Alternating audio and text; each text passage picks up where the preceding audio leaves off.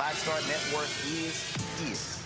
Hold no punches. I'm real revolutionary right now. Support this man, Black Media. He makes sure that our stories are told. Thank you for being the voice of Black America, Roland. Stay black. I love y'all. All momentum we have now, we have to keep this going The video looks phenomenal. See, there's a difference between Black Star Network and Black-owned media and something like CNN. You can't be black-owned media and be scared. It's time to be smart. Bring your eyeballs home. You dig?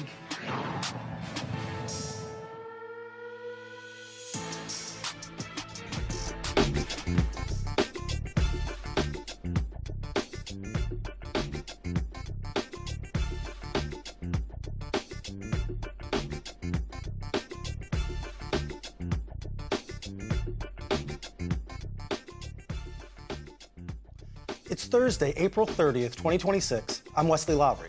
Roland will be joining us shortly. Here's what we've got coming up tonight on Roland Martin Unfiltered. Louisiana's congressional primaries, originally scheduled for May, have been postponed due to the Supreme Court ruling yesterday that undid a crucial component of the Voting Rights Act. We'll continue to break down what is one of the major stories in the ongoing attack on voting rights. Additionally, Roland will moderate a crucial and important panel in our ongoing coverage of domestic violence and the role of men in domestic violence and femicide. He's down in Shreveport, Louisiana, where that community is still grieving a brutal, horrific murder in which a father killed several of his children and crucially injured their mother. It's time to bring the funk on Roland Martin Unfiltered here on the Black Star Network.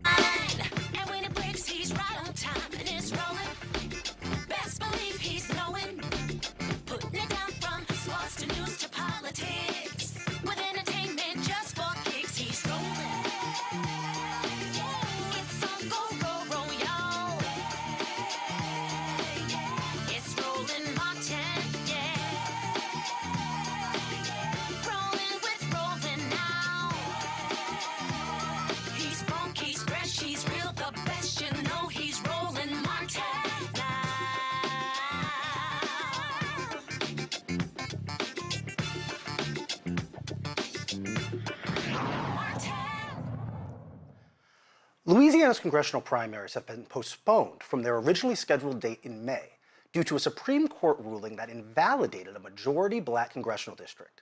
Early voting was already supposed to begin on Saturday for those primaries, set for May 16th. However, Republican Governor Jeff Landry issued an executive order to postpone the U.S. House primary following Wednesday's court ruling. Joining me now are Davin Roseborough, Deputy Director of the ACLU's Voting Rights Project, Advocate Gary Chambers, and Ashley Shelton, President and CEO of the Power Coalition for Equity and Justice. I want to start by going over to Gary, who I know is on the ground in Louisiana.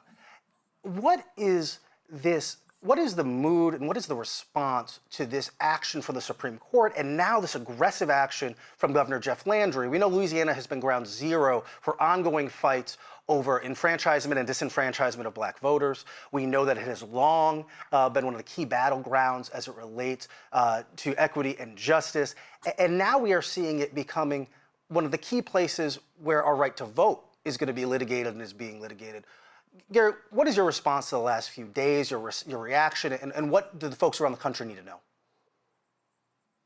Well, first they need to know that one of the fearless leaders of Louisiana, Ashley Shelton, and the Power Coalition led this charge to help create the second minority district here in Louisiana that gave us the ability to have that representation. Louisiana's not always had a second majority Black congressional district. People are angry. They are upset.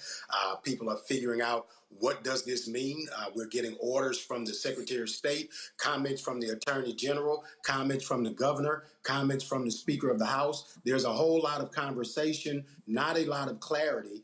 We don't know what map is going to be existing for the voters of Louisiana. We know that absentee ballots were already in the mail, which means that people have already cast ballots. Those votes are already in the bag.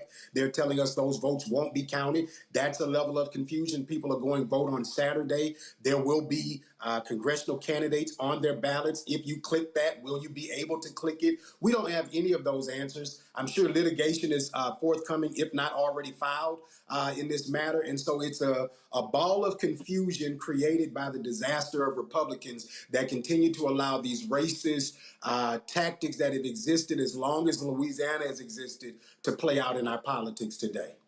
Now, let's rewind. And you mentioned that Ashley was intimately involved with this, and so maybe she wants to come in here. Can we talk about what exactly happened and break down exactly what happened here in Louisiana? That Louisiana is a state that's about a third black, has 6 congressional districts. And can we talk about the creation of this new congressional district that would have been majority black, and then the legal fight that has played out since then? Certainly. Thank you guys for having me this evening. So in Louisiana, Press Robinson was the named plaintiff in Robinson versus Landry. And so we fought to realize a second majority-minority congressional seat. And in that fight, in the midst of many fights, because we've been fighting this fight since 2022, we were actually able to realize a second seat that is now currently held by Congressman Cleo Fields. And what Calais, they intervened, and the Calais case, the Calais interveners said that the new map actually discriminated against them. And so in the fight for a fair map in the state of Louisiana, we had 9 non-black white interveners say that somehow a fair map discriminated against them. And then we saw this case play out last year. We defended this case in this, within the Supreme Court, defended by the Attorney General's office. And then we saw the Supreme Court not decide last year. And then we also saw, Janae Nelson have to come back the next year and defend this, but with the caveat of the Supreme Court asking how Section 2 didn't violate the 14th and 15th Amendments, which I will note is particularly cruel, given that those are the Reconstruction amendments that were created to protect minorities in this country, and they were being used to do the exact opposite. And so here we sit in this moment with the Calais decision, which, to be clear, eviscerates Section 2 of the Voting Rights Act. And what this means for Black voters, not only in Louisiana, because I want people to be really clear. This started out as a case about Louisiana and an additional congressional seat, and then what the subsequent ruling that we received yesterday, what it means is that Black voters and all minorities, which include women of every race and ethnicity as well, have could lose the ability to elect a candidate of choice at every level of government. And I think that people need to understand what that means and the reality of the fights that we're going to certainly see in the South for sure, and the fights that we've already seen play out in places like Texas and other states that are trying to vie and jockey for power. And I think, the thing that's really unfortunate is that the Supreme Court didn't even have the they wouldn't even stand in their evisceration of the Second Amendment. They said that the remedies for race were no longer necessary, and that somehow we all lived in some post-racial, country that there's not any Black or other person of color that I've ever met that has experienced this America where we are afforded all of our rights without the oversight of the federal government. And so this is a huge decision, and it's going to have sweeping implications. If you have a seat in your community right now that is held by a person of color, more than likely that's an opportunity seat that was protected by Section 2 of the Voting Rights Act. And that protection, as of yesterday, no longer exists. So I want to just make sure to break it down. In Louisiana, again, it's a southern state, large Black population, about a third of the state's population is Black. 9 congressional seats. Historically, the vast majority of Black voters were crammed into 1 congressional seat. Due to advocacy, activism, work on the ground, a second congressional seat in the drawing of the districting was created, in which Black voters were significantly represented, where there are now 2 seats of the 9, representing a closer representation to the population of Black Louisianans. That was then challenged and taken to the Supreme Court. David, can you talk a little bit about what the court's argument was, what they were considering here, the distinction between whether this was a, quote, partisan gerrymander or whether this was a racial gerrymander, and this idea that this has now been flipped on its head, the argument that creating a congressional seat explicitly for the purpose of enfranchising historically disenfranchised Black voters, that they would now argue, as the majority of the court did, that in fact was somehow racially discriminatory. Yeah, and it's as outrageous as it sounds.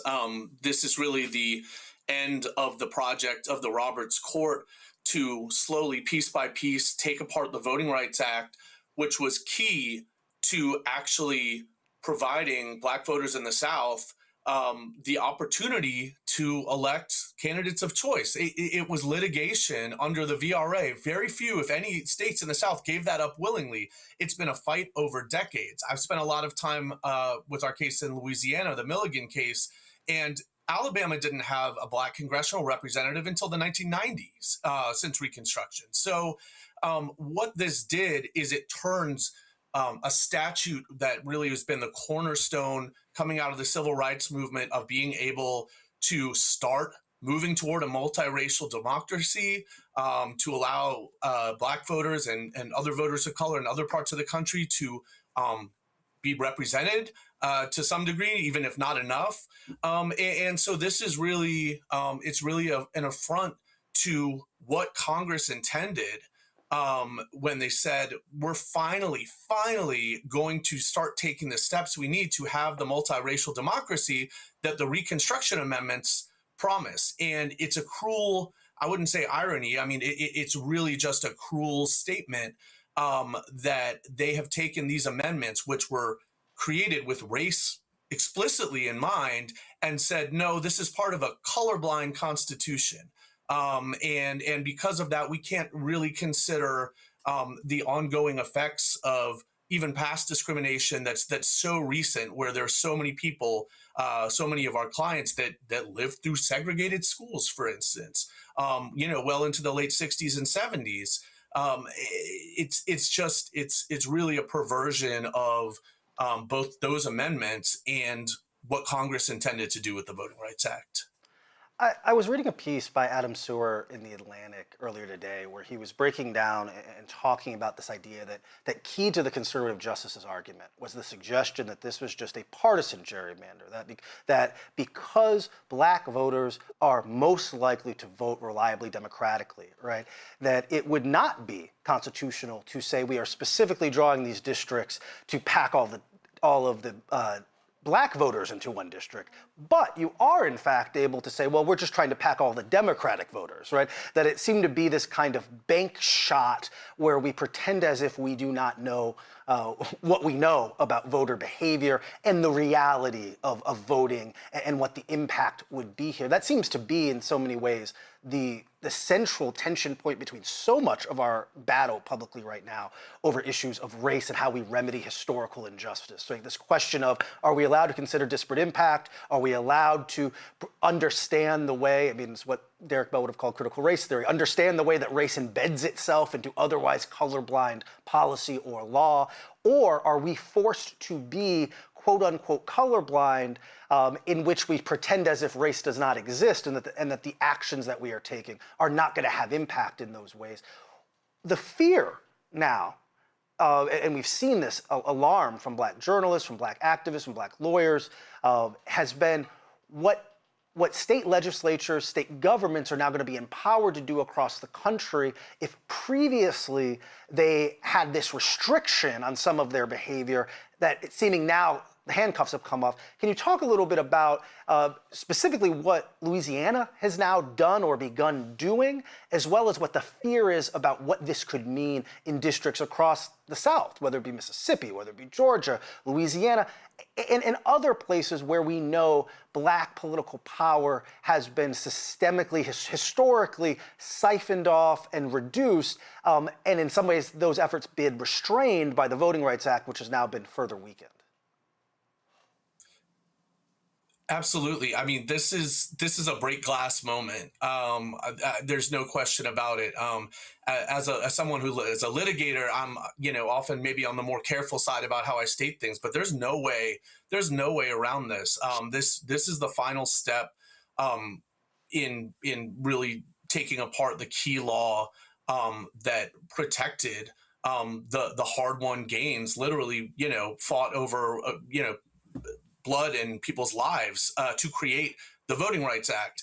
And the fact that it is being turned on its head in this way, and that partisanship can say, as long as you say the magic words that this is for partisan reason, it doesn't matter how much you're hurting Black voters. That's fine, since they happen to be Democrats in certain places, right? Which is part of the whole point of the Voting Rights Act, that when voting is polarized so much, that you need those protections because opportunities to participate are still not equal for Black voters. So yes, we are going to do everything we can to stand up and fight with all the tools we have necessary. And that certainly needs to go beyond litigation, advocacy, organizing, everybody. It really is a break glass moment, but the effects of this are going to be felt throughout the country. Well, and we're already seeing it in Louisiana. And so just to be hyper clear, Ashley and Gary, we're supposed to have we're in a midterm election year right now, right? We're already seeing primaries play out across the country. Louisiana has a primary this year for which the election day is May 16th, so 17 days from now. And what we have seen within the 24 hours of this Supreme Court ruling is Republican Governor Jeff Landry come out and say he wants to potentially alter or postpone, push off the current primary for the current midterm fight, which is going to determine, in part, who controls Congress for the next 2 years of the last 2 years of the Trump administration. Right? And he is saying, hold on, I want to potentially redraw the maps now based on what the Supreme Court ruling is. Actually, am I understanding that correctly? And is that what's happening in Louisiana? Yes, and so there's so much voter confusion, and I think that we have to talk about how important and critical election administration is to an effective election. And he is now saying that he is going to pull the congressional House seats from the ballot, but what will still be on the ballot May 16th will be everything else, which would include 5 constitutional amendments, a Supreme Court seat, a Louisiana Supreme Court seat, 2 Public Service Commission seats, and several local ballot measures, depending on where you live in the state. And so those things will continue to, and again, everything is changing in real time. So as of this moment, what we're hearing is that will be what will remain on the ballot. But to Gary's earlier point, we have no idea, can voters still vote on the ballots as they currently exist? Many voters have already voted. If you are, a senior or a serviceman or woman across, working across this, anywhere where you're stationed and you had sent in your absentee ballots have already been received. And so I think that there's a big question about where are we? And I think that, there's been so much talking, to Gary's point, and, and the governor and the AG are saying they have to do this because the map has been enjoined. But I remind folks that the legislature is currently serving and, and making and moving policies, and they're all seated on an enjoined map as well. So I think that there's some things that we got to talk about. And I think that this voter confusion definitely sets up the opportunity for more litigation, because again, we are already here. We are already in the midst of an election. We are already starting early voting on Saturday. And so so now organizations like mine are being forced to push out all of this information. People think the election has been canceled. That's what people think. And so we are trying to, hurry and try to understand and put out graphics and share information with the public about the fact that as we understand it today, because it could change, right? This is where we are, which is that they're going to pull the House congressional seats from the election until they can redraw, new maps that, as we're hearing, would be a 5-1 map or potentially a 6-0 map. I think the thing that's interesting is that, if they do a 6-0 map, there's so many Black people in the state of Louisiana that they actually do themselves harm if the goal is to have, a trifecta of, or to have a complete, a completely white Republican delegation that they run the risk of. There's so many Black people in our state that somebody's going to lose at some point. And especially if you look at Baton Rouge, New Orleans, Shreveport, Alexandria in the center of the state. At some point, somebody's going to have to reckon with Black voters, in this state, and that you can run and play some games, but ultimately you will be held accountable by these Black voters in our state. Gary, I want to go back to you. We're in this moment, and I think back a few years where we would have all this talk about whether or not we were in a third Reconstruction after Barack Obama was elected, right? There was this feeling, it seems baffling now to think back that far, where we thought, were we entering a post-racial America with something different happening? Now look, viewers here and followers of you understand and know that that's not what happened, right? Roland wrote a book called White Fear. I've written a book called American White Lash. We've seen and talked about the ways that over the course of 50, 60 years, these crucial civil and voting rights that were established, these victories of the civil rights movement have been eroded and pushed back. And yet, even with that understanding, it is pretty remarkable to think about. Even those of us who have seen it coming, who've followed the Roberts courts, who've written about these issues, the idea that we have, in the last 10 years, seen the final two major pillars of the Voting Rights Act essentially undone. We've watched a state like Louisiana in 2026 attempt to give some appropriation of approximate representation to its black citizens, and seen those efforts not only opposed, but completely thrown out to the extent that we may end up with a less equitable map than existed beforehand afterwards, and the Supreme Court to pretty overwhelmingly dictate this. What do you make of this moment we are in right now?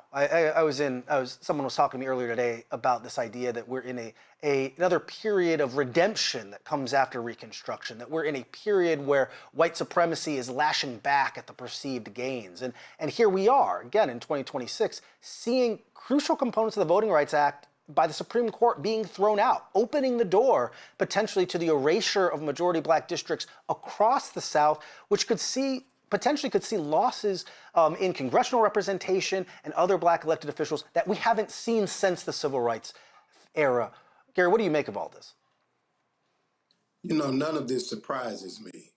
If you've been active in the fights that we've been in for the last 10 or 15 years, from city council meetings when Alton Sterling was killed here in Baton Rouge, the lawyer who represented Alton Sterling's killer, Blaine Salamone, was appointed in a vote 7-2 tonight as the parish attorney of East Baton Rouge Parish. I have been watching local government, white Republicans aggressively oppose the progress of black people. I live in a city where black people make up over 50% of the population, but we had one parish-wide seat that was black, and now we have none. I live in a state that consistently oppresses and so suppresses black people. I live in a city, again, that is over 56% black, and 10 years ago we were at 2% in city parish contracts, but we pay a large portion of the taxes in this parish. And so these disparities that exist have always existed. I think that what I think is happening today is that more of us are being awakened to the moment because of how dramatic the racism has boiled up to at this point. But what I hope this teaches us is that we have to stay on the fight every day in every way, that those who are aggressive and loud and agitating, that you need that, because the energy that is up against us is aggressive, it is loud, it is agitating, it is oppressive. And so you cannot go up to that like a little sweet church lady praying.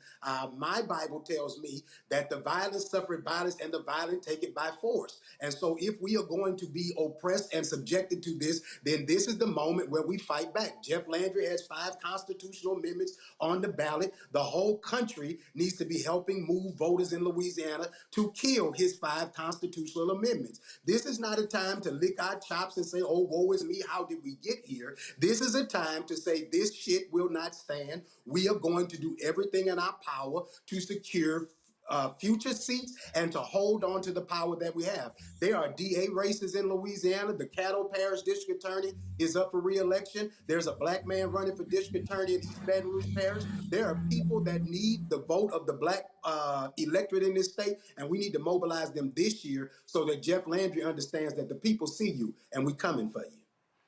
I think we've got Roland now with us. He's down on the ground in Louisiana, making his way to Shreveport for tonight's event, continuing our coverage of black men, mental health, domestic violence. But Roland, you went long on this on the show last night. This has been a key portion of our coverage. Speak to me about what's happening in Louisiana. Well, here's the first thing. So Ashley and Gary there. First of all, here's the deal. Has anybody filed a lawsuit against Governor Jeff Landry, the action that he's taking today? Has that happened yet? No, it has not happened yet. Mostly because of the fluid nature of what's going on right now. But no one has filed just yet. Pending, but not filed. Are y'all expecting that NAACP or Black Lives Matter or someone is going to file a lawsuit saying that how in the hell can you postpone an election Voting has already started. So yeah, no, I think there's a bunch of us that are working with our lawyers to, like, again, understand what our options are. I mean, Power Coalition has been fighting for voting rights in the state of Louisiana since its inception, and we're going to continue those fights. And so we are definitely working with partners, including NAACP and so many other, ACLU, and others, to try to understand exactly what power we have in this moment. One of the things that is Gary still there? I'm here. Gary, Yep. this is an absolute wake up call, I believe, for a whole bunch of Democratic Party strategists, other black folks, and let me be real clear, Congressional Black Caucus members who have not been going hardcore when it comes to these donors and funders, when it comes to putting money on the ground, when it comes to investing in turnout strategy, because what I have been saying, and you've been saying, and Ashley's been there as well, is that we have to be maximizing our returns. I think people have to understand what we're now faced with as we speak. We are literally dealing with folks who absolutely want Jim Crow 2.0. And if we continue to sit on the sidelines and choose the couch and listen to a bunch of these yahoos talking on YouTube, people don't understand. This is not just losing political, individuals who are in power. We're going to be talking about losing billions of dollars that flow back to our community because we have black representation. You are absolutely right, Roland. I think that, number one, watching you bounce around on these Louisiana roads tells you that Jeff Landry is focused on the wrong thing today. He needs to be fixing roads and bridges in the state instead of taking away the vote of black people in Louisiana. But the reality is, this is the time to invest. This is the time to gear up for the fight. This is the time for us to show the power of black voters in this state. If Jeff wants to fight, we need to give it to him. And so I would encourage members of the CBC, I would encourage the black entertainers, the black sports folks, everybody who gives a damn, to start making your way to the Louisiana legislature. They're still in session between now and June. They're going to, at some point, bring these bad maps. We need to be in their faces, and we need to show people who these racist bigots are. We need to show every one of the people who vote for this, and then we need to have the resources. Power Coalition needs to have the resources. Vote needs to have the resources so that they can send mailers into these people's districts right now in this legislative session, so that they can robocall into their districts right now, so that their voters know that your racist state senator, your racist state representative is down there making an ass of you, and it's eventually going to come to the point where we end up losing economic opportunities as a result of this. What needs to happen is the NBA needs to say, we're not going to play no all-star games in any state that takes away the vote or a congressional member from black people. The all-star game, whatever the festivals are, Essence needs to consider whether they want to be located in Louisiana if Louisiana is not going to give them the 30% of the state black representation, because they create millions of dollars of economic impact for this state every summer. And that festival, if it leaves the 4th of July, there's an economic drain in the state of Louisiana. And I want you to come back, Essence, after we put Jeff out, but maybe there needs to be a pause and a stay on anybody doing any type of activities in the state of Louisiana if they are going to deny a third of the state the ability to serve in Congress. That's hundreds of millions of dollars that you're robbing us of. And Roland already riding around here bouncing and needs some, we need some infrastructure for these roads right here. Gary, I know you have to go. I certainly appreciate it. Gary, I appreciate it. Thanks a lot. Davin, I do want to ask you a question. Thank you. Because listen, y'all have been fighting the good fight. The lawyers have been in the courtrooms battling it out. But to Gary's point, y'all do need people rising up, putting pressure, public pressure, protesting, because you have to be able to focus public sentiment on what the issue is and not just sort of make this esoteric legal discussion. Absolutely. I couldn't agree more. I mean, I say I'm a litigator. That's my particular skill here. But I think the organizing is more important, honestly. The advocacy, getting people out in the streets. People should be furious about this. This can't be the lawyers alone, and I'm sure it won't be. It hasn't been so far. It's absolutely just so important that this be a moment where we push on all the levers: litigation, advocacy, organizing, communications, and speak to what this means to people. As you've been saying, yeah, this affects the people who are making the decisions, who represent our communities, who make the choices about jobs and roads and economic opportunity. And everybody's got to realize they have a stake in it. And this is a do or die moment. This is a really, really important moment. And so, yes, the litigators will be there, but I couldn't agree more. I would be proud to partner with amazing organizers like Ashley and Gary, and we need them more than ever in the fight, and like they've been in for many years. And Devin, what's so insane about this Supreme Court decision? This is the same Supreme Court that literally allowed for this congressional seat to move forward just a couple of years ago. So it's like, wait a minute, this is the same court. I mean, there was a massive legal fight against Republicans, and the same one. And so what these white conservatives did here in Louisiana is say, oh, let's try to find a second bite at the apple. In fact, this is a third bite. They tried the second bite and got rebuffed there as well. That's what's so insane about what the Supreme Court ruled, because they ruled on this very seat just recently.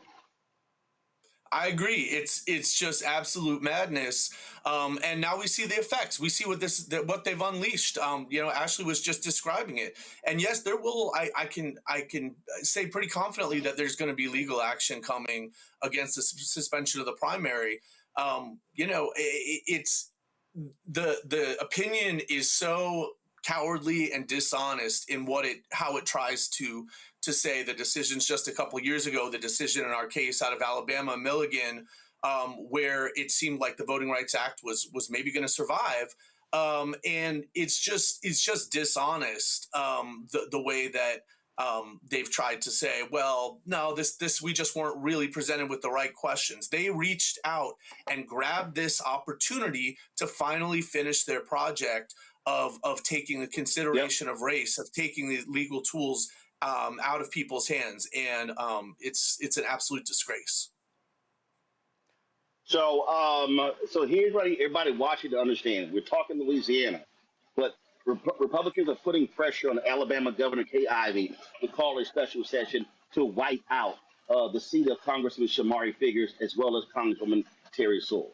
They're putting, you see Tennessee, Senator Marsha Blackburn, who's running for governor of Tennessee, they're putting pressure on them because they want to wipe out the congressional seat that covers the Memphis area. And so I need everybody watching to understand, this is going to target, and listen to me clearly, this is Louisiana, Texas, Mississippi, Alabama, Florida, Arkansas, North Carolina, South Carolina, Tennessee. The old Confederacy is back. This is about crushing Black power. And people have to understand, it is the only reason you have the largest delegation of African Americans in Congress today is because of the 1965 Voting Rights Act. And this is not just going to be Congress. This is going to impact Supreme Court seats across the country. It's going to impact state seats in these same states. It's going to impact county commissioners, city council, school board, water district. What this is about, and I have been saying this, my book White Fears about it, this is all about attacking Black political power because the right wing is angry with the advancements of African Americans, and what they want to do is cripple or simply eradicate Black political power for the next 100 years. Absolutely what they did after Reconstruction, and we are now having to live through it. And so, folks, this is all hands on deck. This is no sitting on the sidelines.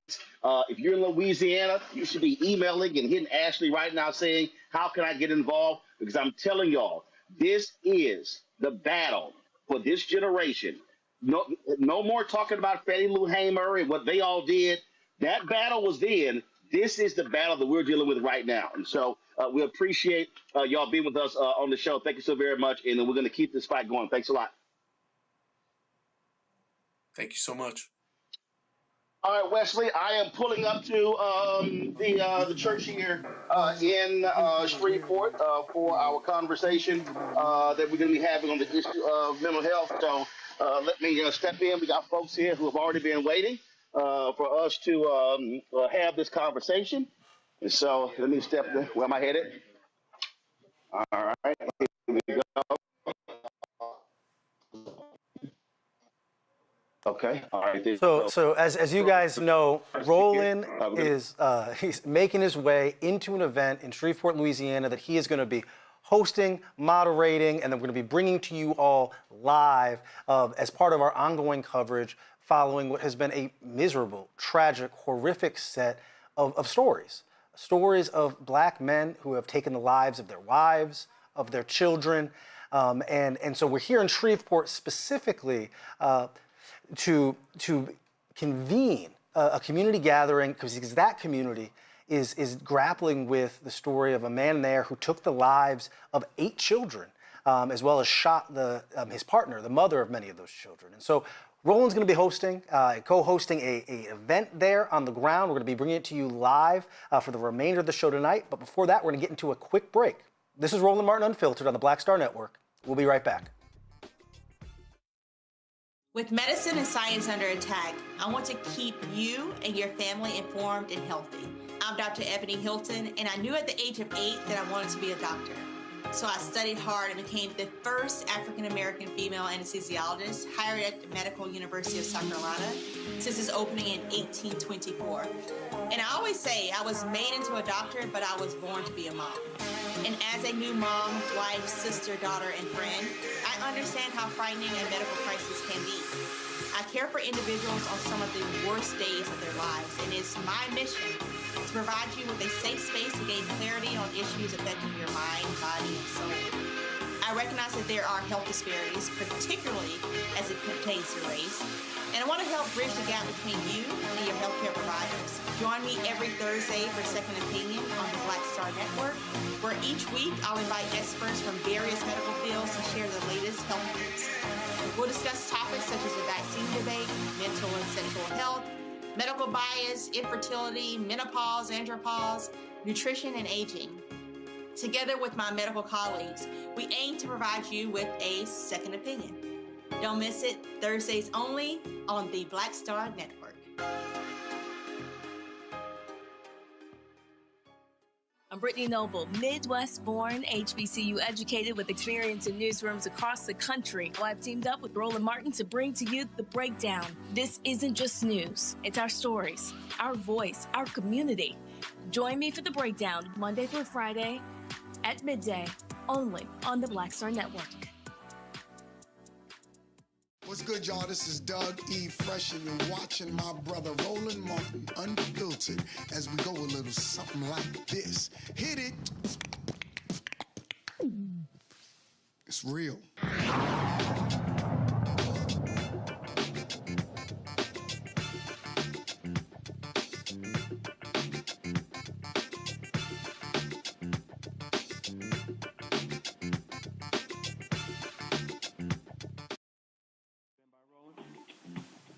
Here we go. 3, 2. All right, folks, we're here in Shreveport. Glad to be here. How y'all doing? Glad to see everybody here.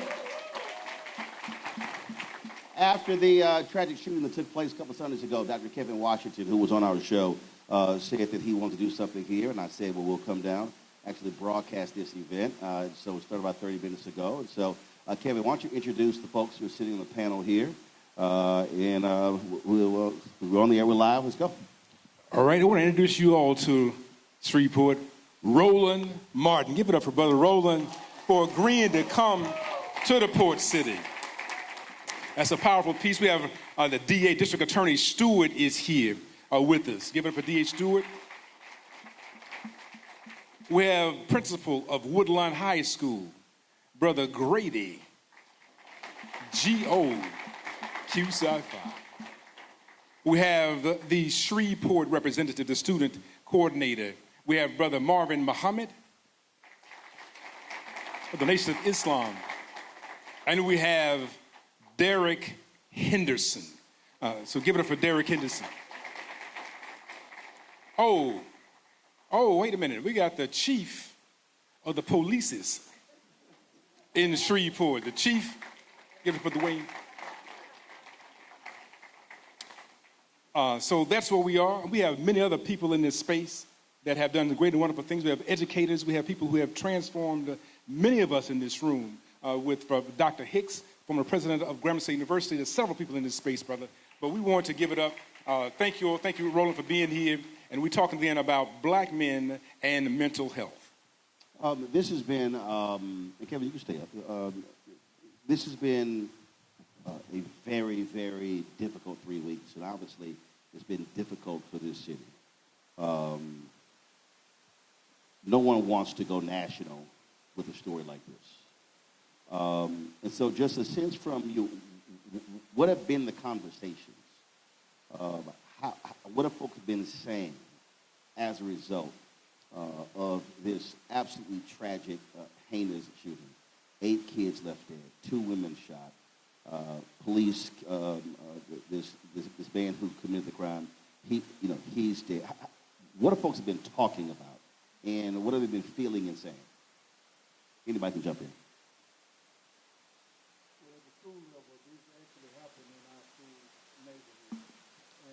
Is that mic on? This happened in our neighborhood of our school and at Woodlawn. And even though none of the kids had made it to Woodlawn yet, I have several students who were related to the victims. And so we've had to give them excuses out of school. We've had to understand, give them work excuses. They don't have to come. And understand where they are emotionally with the tragedy. So it has been real quiet around the school. It has been real eerie, for lack of a better term, not like it has been before. What I was talking about earlier, how we were normalizing things as normal, I think the kids understand this is way not normal. This is not normal at all. So I think this is really taking some of my kids back, and hopefully they understand the magnitude of what had happened. This took place on a Sunday. Did you have folk available for students or your parents on Monday? We did. We reached out to like I said, we have family members that are there. So some of the stakeholders in the school did reach out, and some of the students did go to the schools, elementary schools. So I know for sure they had counselors available with those schools. So we've had people who have been. So we've had people who have expressed that they are overwhelmed, outraged, but they also are encouraged by conversations like that we're having today, centered around black men as it relates to mental health. It is an issue that's plaguing our community, and we know that if we want to stabilize our society, if we want our city to grow, then conversations like this, efforts like this have to happen, and it has to come from us. And so, those are the responses that I've gotten. People have been overwhelmed, outraged, but they also are encouraged by efforts like this, where we can come together and start pooling some resources to address this issue and hopefully to create a path to move forward. I think at first it was a reaction of domestic violence. And that's been a big conversation in our community recently. But as it went on, I think people realized there was a mental health component to this. And people trying to wrap, if you're a parent, trying to wrap around what mentally happened to a person that was literally sitting on the steps watching his kids play one day, and then the next day he takes all their lives. And so that mental health component, and so that's why we're here, because as you know, mental health is an art, not a science. If you have a broken arm, you can fix it. Mental health is a lot different, and trying to figure out, okay, well, what can we do? What can we build upon to make sure this doesn't happen again? can't change what has happened, but how, as a community, can we come together? What resources can we put together? How can we educate ourselves? How can we reach out to try to see these actions before they happen and stop it from the result we had? But here's the thing right there. I want to stay right there because when I talked about that, after the tragic murder-suicide in Virginia with former Lieutenant Governor Justin Fairfax shooting and killing his wife, Dr. Serena Fairfax, there were a number of people mad, upset with me saying, it's not mental health. And I'm going, but it is. And they were upset, they were mad, and a lot of it was rage. And I kept saying, well, if the professionals say it's mental health, if law enforcement say it's mental health, if the judges say it's mental health, well, how in the hell you can get mad at me because I'm saying it's mental health?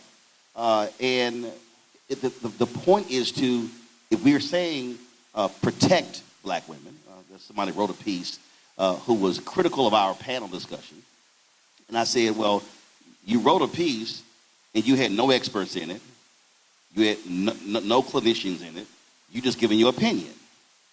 And I said that if we were saying protect black women, we want them to live, we don't want the kids impacted, then you're going to have to deal with what's happening between the ears of individuals who either shoot, kill, or beat women. Something is happening between their ears. And so that has to be confronted and dealt with. Otherwise, we're only just expressing pain and outrage and not confronting what still is the problem. Anyone can speak to that? What I've been hearing, Brother Roland, of course, is a need for unity. And out of this tragedy, the call for unity now exists like it never has in the city of Shreveport. But explain that. When you say a call for unity, what does that mean? What we have here today. Without that tragedy, could we say all of us would be in this room together? Can we say that Roland Martin would be in Shreveport without that tragedy? So that tragedy has produced the unity that we are now coming together to talk about and try to form. But does the tragedy, but the question then becomes, you have a tragedy. And what often happens, and I've covered numerous stories over my 30-plus year career, what often happens, just like with domestic violence, after something happens 2 weeks, 4 weeks, a month or two, it sort of just dissipates. So the question is, unity is one thing, but I think what is critically important is how do you build infrastructure in this city, and not just in this city, other places as well, where it's a continuation. So if we're talking about churches and schools, if we're talking about DAs, if we're talking about police departments, that has to be there because this state, domestic homicide is you're number 2 in the country. This is a problem. This ain't just Shreveport. This is a problem for the state and the country. 22,000 phone calls are made every day to domestic violence hotlines. So the question is, how is that now saying 6 months from now, a year from now, 2 years from now, 5 years from now, we have things still in place? Go ahead. Okay, so years ago, not too long ago, and the chief remembers this, we had an incident in Queensboro where somebody died, and they died because it was a mental health issue that turned into a criminal matter, and he died. So they created a unit. They have a unit at the Shreveport Police Department now that when officers have a situation, instead of just arresting a person, they call this mental health unit out to come and deal with the situation. Okay, so that's some action that came out of an event. In this event, we even had to fine-tune it now. So I agree with you. Domestic violence is an issue in this area, but the sheriff has just opened up a domestic violence unit here. We help support that domestic violence unit. This next week, we're having 2 forums on domestic violence. So I want you to put a pin right there. So explain that. What is that domestic violence unit? What is that? So what happens is 2 different categories. You have the civil category where somebody comes to get a protective order. They get a protective order and they go back home. Now they're going to a law enforcement agency that can take it and turn it into a criminal case. You have an attorney on staff, okay, and you have a domestic violence person there to help them with resources at that time. So instead of having a gap between the action and the court, you now filling in the blanks between that time and narrowing it down. You're creating ways for people who are having issues to reach out and get help. And it's growing on a weekly basis here. So now the public is realizing this is something we have to deal with. We got homicides down, okay? We have other violent crimes down, but this is something that we need to put more actions. You have citizens coming forward, offering money, offering support. You have professionals now coming forward, offering and volunteering. So the more we get the public involved in it, we may not get it down to zero, but the number should come down. So when a person is going through the court system, and that's already happened, Chief, your office is on the front line because if something happens, they get a phone call. They're now arriving on the scene. And Capital B did a story, and I was reading it on the way over about a woman who called, and she called multiple times, and police came out multiple times. What is your process? People who don't understand, if someone calls 911, it's a domestic violence situation. What's your protocol in that case? It is a high priority call. Officer will immediately be dispatched, go to the scene, evaluate things, first determine whether anyone has been injured or not and seek the appropriate medical help. Then evaluate the circumstance from there on. And if an arrest needs to be made, if there's signs of violence, then I think it's our protocol to do whatever's necessary to make sure that doesn't continue. And I'm glad that finally we are all coming together because we realize there are many resources out there to help people that people don't know about. And if we can get that to the forefront, I think it helps. But even more importantly than that, and using our mass incident that occurred a few weeks ago as an example, when you talked about mental health, certainly there is a growing need for that in our community. The morning of when this happened, when I arrived on the scene and began to work the crowd, it would just amaze me how many people that I talked to that knew the one who committed this horrible thing, that talked about his mental condition way before that. But what I didn't hear was any action that had taken place prior to then to bring that to someone's attention to get the appropriate help this man needed before he had a total neurological chemical breakdown that caused him to go in the direction that he did. And to go along with that, what I was hearing from the community was many incidents of domestic-related incidents that was a sure sign of things progressing along. I ain't going to say to the point that it got to, but that it was getting worse instead of better. These are things that law enforcement in the community, we that are public servants, don't know about, but there are family members and others that know about it, but don't take action prior to it getting to the catastrophe that it did.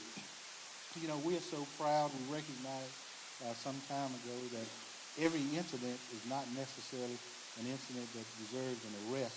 That won't fix the problem. So we've partnered and now is able to, when officers go out on the scene and, violence hadn't occurred at that point, and we determined that someone probably had or is having some kind of neurological issue, that we can summon professionals to come to that scene right then and find some other way to try to resolve it other than putting someone in jail. Chief Smith, I appreciate that. Thanks a lot. Kevin, if you could speak to that point. He goes out and people are telling him what different instances, but no one said anything.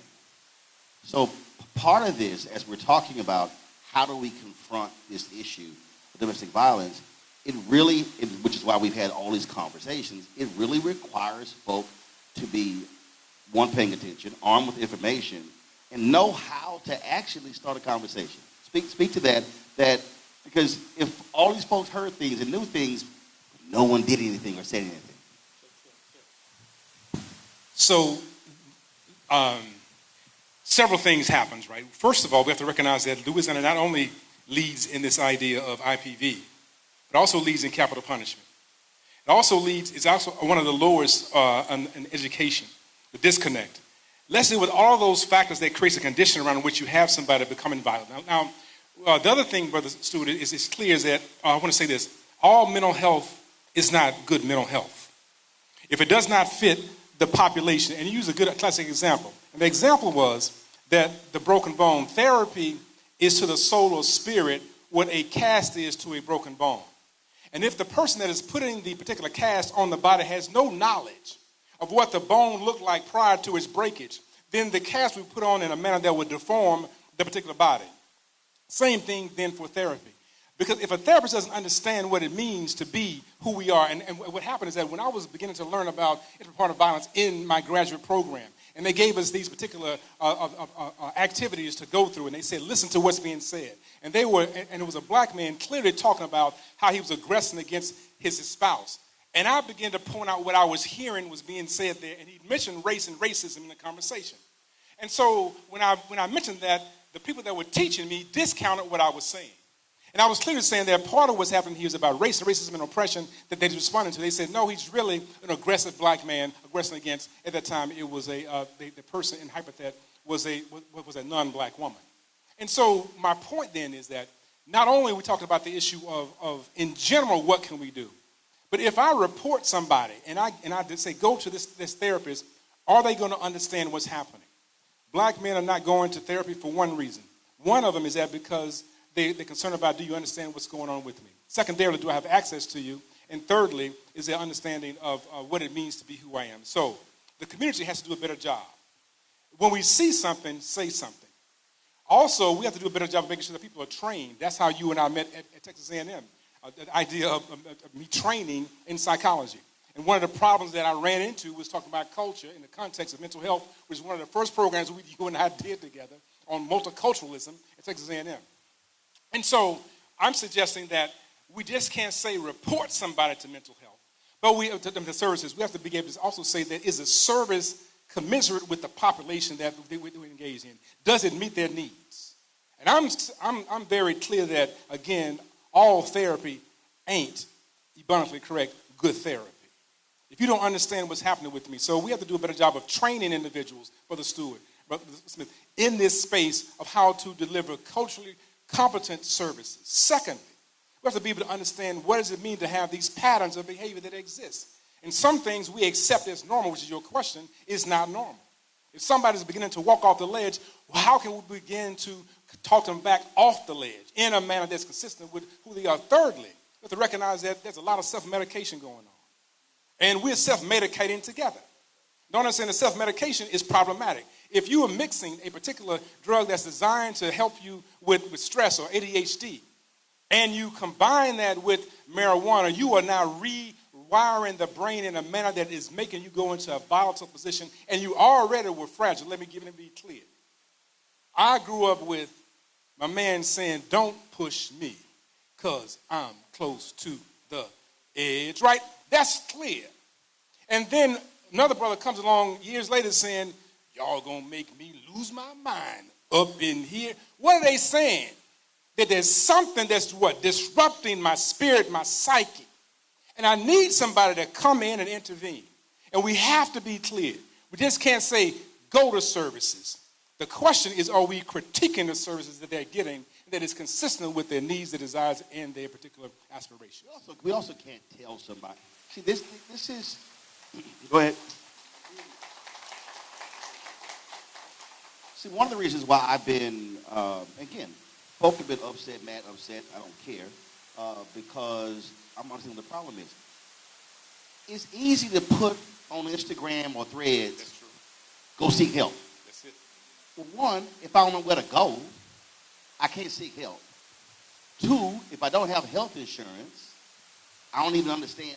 So that's why it drives me crazy when people just say that. And again, that's easy to say.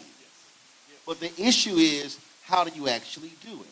And when we talk about, there was some others who said that, well, you're dismissing this as mental illness. First of all, I never even used that phrase. And I think part of this conversation that we have to understand is that, so let's just say where I'm standing, this is the mental illness end of the conversation. So this is schizophrenia, suicide ideation, this is bipolar, all that sort of stuff. Your end, Kevin, your end is anxiety, stress, and all of that. Well, in order, you got to go, that end, I call that the mental health end. This is the mental illness end. But it's all on the mental health spectrum. And so people are going, you're making excuses. No, you have to acknowledge that if there's an individual who has an anger problem, why does he have an anger problem? Go ahead. So I believe in pathology a lot. And so a lot of these behaviors are kind of pattern behaviors, right? And so I used to work in domestic violence, and what you will see is if the father is aggressive and there's a son in the situation, then there's a good chance that the son will pattern after his dad, and when he gets into a relationship, he will start to exhibit some of those patterns, as well as if the wife is passive and she has a daughter, then she emulates or takes that position in her relationship. So there are indicators, right, that we can probably look at more closely as it relates to 100% of the resources that we have to address domestic violence actually goes to the victim, and I think rightfully so.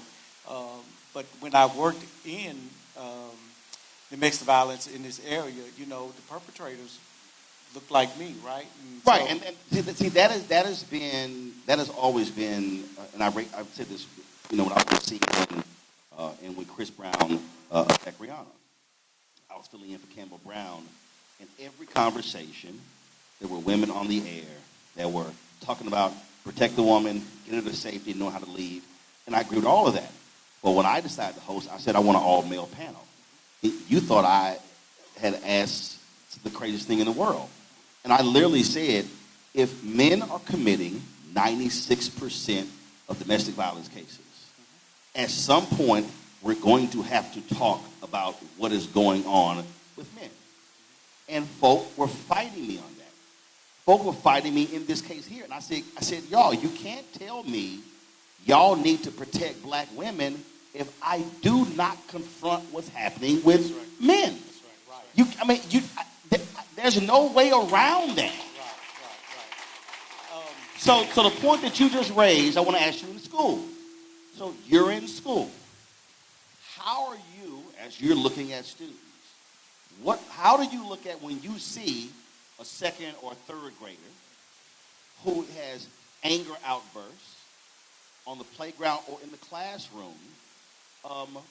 How do you handle that? Because you can track that behavior in second and third grade, to 5th, 6th, 9th, 10th, and it ends up being what you're talking about, what happens when they graduate from high school and now when they're in a relationship, because we are seeing higher incidents of domestic violence among girls, elementary school through high school. That's a fact. So I did used to work in elementary school, and that is true. You can track those behaviors. Now in the high school, even today, we all, a majority of us in here were raised, don't hit women, right? That's what you raised from knee high all the way up.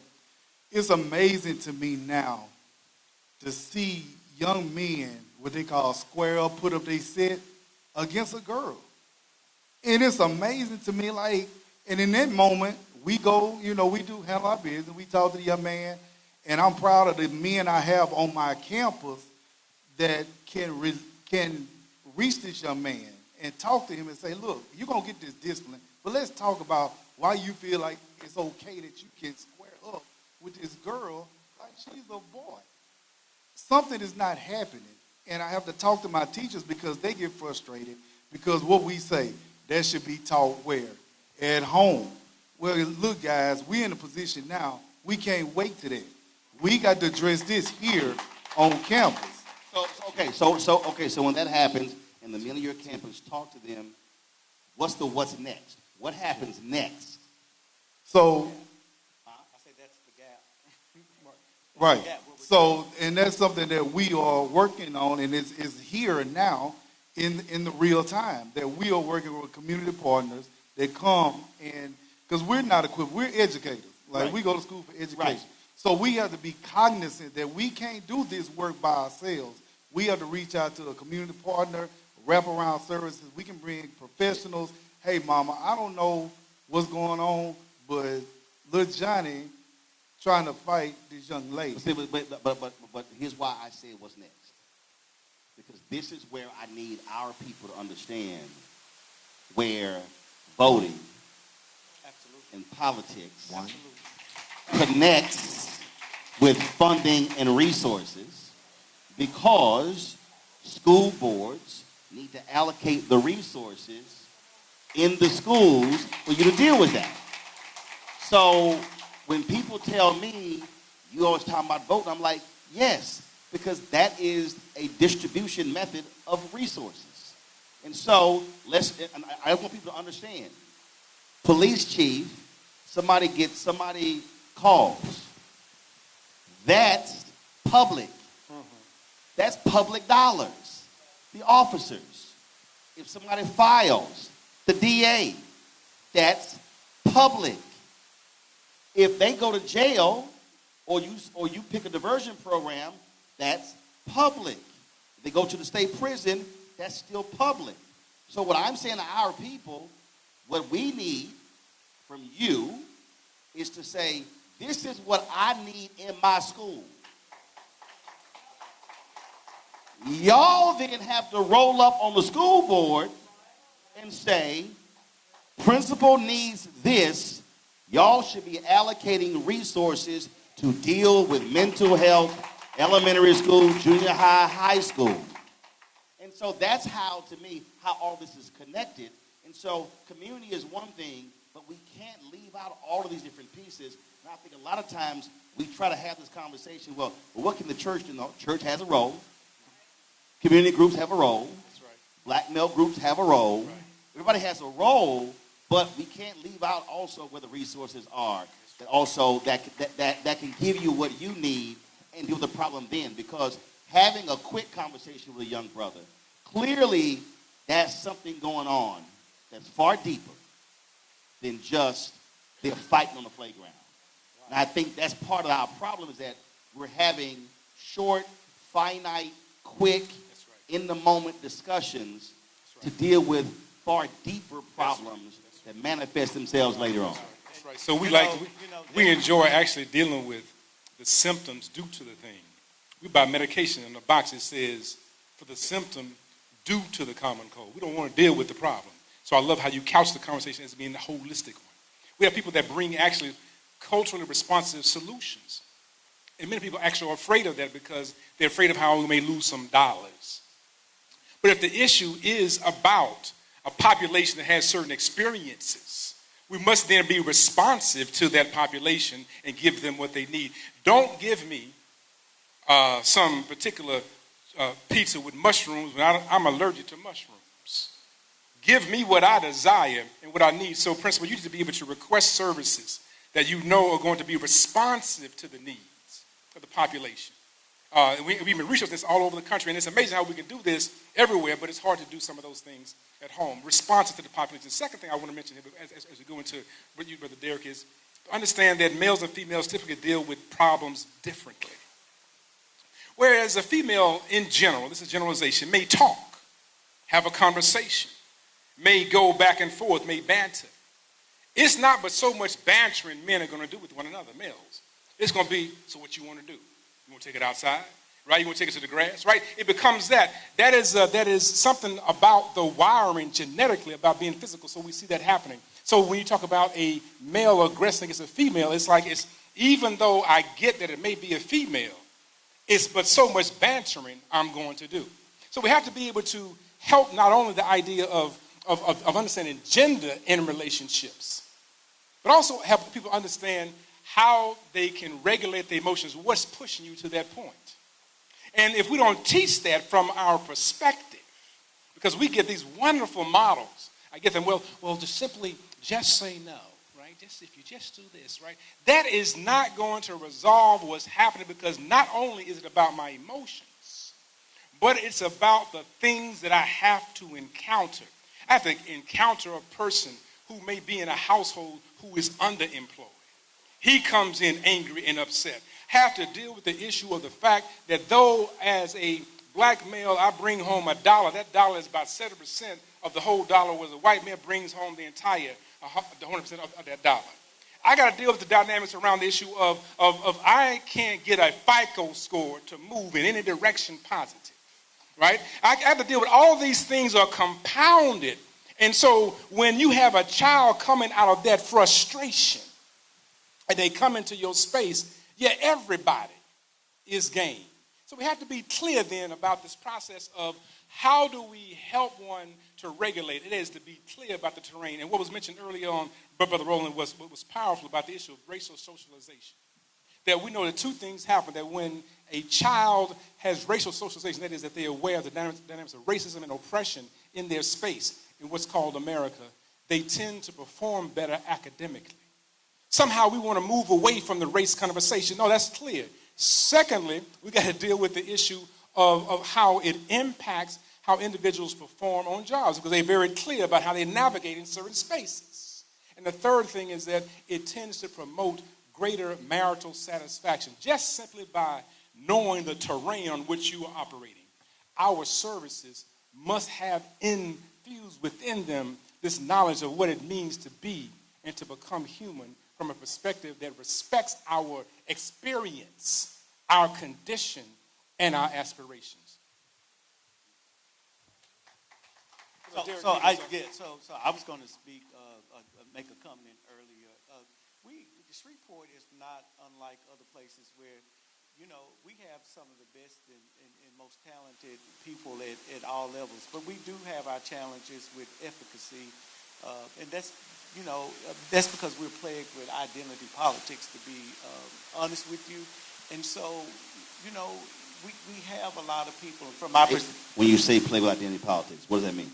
So, I have a family last name. My mama did it, my daddy did it. And so, because we represented this area forever, then, we go and we reelect these people. But when you look at the results that they bring to the community, it's dismal, right? And so we have to decide collectively what it is that we want.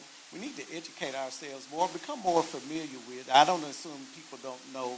So, but, maybe refresh ourselves in terms of who's responsible for what in terms of legislation. We have school board, but actually our state reps and the people at the state legislature, make the rules that the school board has to operate by. But then we need to make sure we have the right people on the school board who understand those rules, right? We need to make sure that we have the right people at the city council level and at the parish commission level. And so it's imperative that if we're going to address this issue, that we have the right people in the right places making decisions that's going to affect and impact all of us. But I'll say this here. You're correct. You have to have those things. But this is what I often see happen or don't see happen. And again, understand where I come from. My parents were co-founders of the Civic Club. Didn't go to college. Didn't graduate from college, hardworking, had 5 kids, but they cared about their community. And so when they got involved in their community, they then said, okay, we're looking for this and looking for that. So they began to learn, okay, what does the city do? What does the school board do? What does the county do? We're looking for these services. Who do we call? We're looking for this and this and this. What we have to recognize is that if we do not present an agenda to the people that represent us, well, then we're not going to get back what we think we need. Absolutely. So the reason I asked, what do you have and you don't have? See, that's how my brain is sort of just wired that way. You know, when these tragedies happen, folks are like, well, you only responded because of your fraternity brother. I'm like, no. It was a tragic situation. I could not bring her back. I could not bring him back. I could not talk to him. The case in Florida with the vice mayor and her husband could not. I said, so I can't do anything in all these situations. But the question is, what can I do? So I think where we have to be as communities, okay, what can I do? You cannot bring those 8 kids back. Those 2 women are going to have to deal with the trauma of this shooting the rest of their lives. The question then becomes, how can I do all I can to keep the next one from happening? Which now means, if the assessment is these are the gaps in our schools, then we get with the professionals who get with the school folks who then say, what is that you need? And the community then comes back to the school board and say, we need an allocation of $12 million, $15 million, $20 million to hire 30, 60, 50 people, whatever the number is. And here are the numbers. Here's the problem. This is the issue with the state. Number 2 in domestic homicides, laying the whole thing out. So if you don't confront this on the front end, you're going to always confront on the back end. Now, when that happens, it's now community's job to put pressure on the electeds to do their job, and then if they then don't follow through, you then say, well, then we're going to take y'all out at the next election. It's not enough to go to the school board and yell, y'all got to fix this. There has to be a community-driven plan of action to the school board, to the city council, to the state reps, state senators, and the governor. And so I don't care if he's MAGA, you're still constituents. So a community-driven plan has to also be a part of this. Yes. Also, we must be inclusive of programs that we know work. You know, the Honorable Minister Louis Farrakhan teaches us, he said that a child does what is natural until he learns what is normal. What is normal in society? So once we learn what is normal, then the child conducts itself to the norms of the society. He also teaches us, he said that the black man is righteous by nature, but he's been made other than righteous by circumstance. He said that if you change the circumstance, the black man will return to his nature, which is uprightness. So we saw the paradigm shift in full effect when the Honorable Minister Louis Farrakhan called for a 1 million-man march. And nearly 2 million of us showed up on that mall. Many of them were gang members, enemies of each other, that swore on that day to put down the guns, to not take another life, to not make another black mother cry. So we've seen the transformation.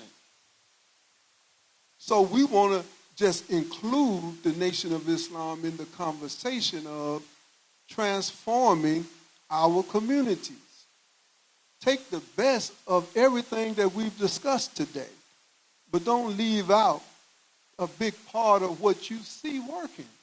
We're in a process of evolving our people from one stage of development to another. We're going to hold tight 1 second. I'm going to take a break. There's a hissing in the microphone, so we can get that fixed. So let's go to a break. We'll be right back.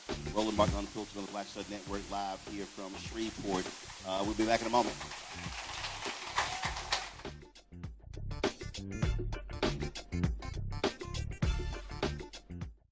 With medicine and science under attack, I want to keep you and your family informed and healthy.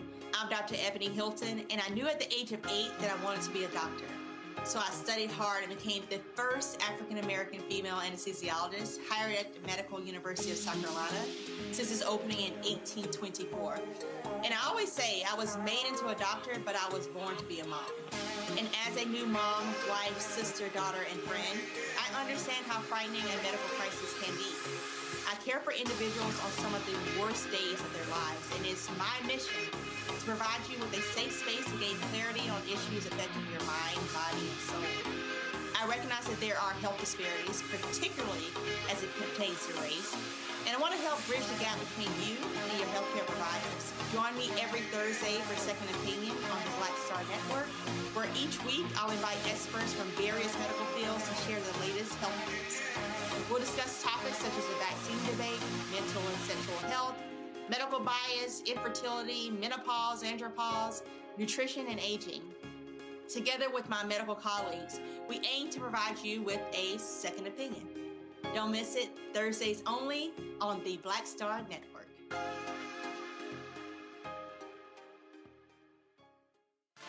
A decade of love, joy, and power. Black Voters Matter is 10 years old, and we are just getting started. This is love with a purpose. This is Black joy in motion. This is unstoppable power. Across campuses, neighborhoods, and back roads. Let's go! We show up, not just to vote, but to be seen, to be heard, to belong. We ride together, we organize together. We remind each other that our voices matter, because they always have. Black Voters Matter is about more than ballots. It's about housing and healthcare, clean water and living wages, education, reproductive freedom, and dignity. It's about turning pain into action, turning belief into movement, turning community into power. We don't wait to be invited. We bring the energy. We bring the love. We bring the people. Because when Black communities come together, we don't just survive, we thrive. This is how change happens. This is how history moves. We organize, we build, we win.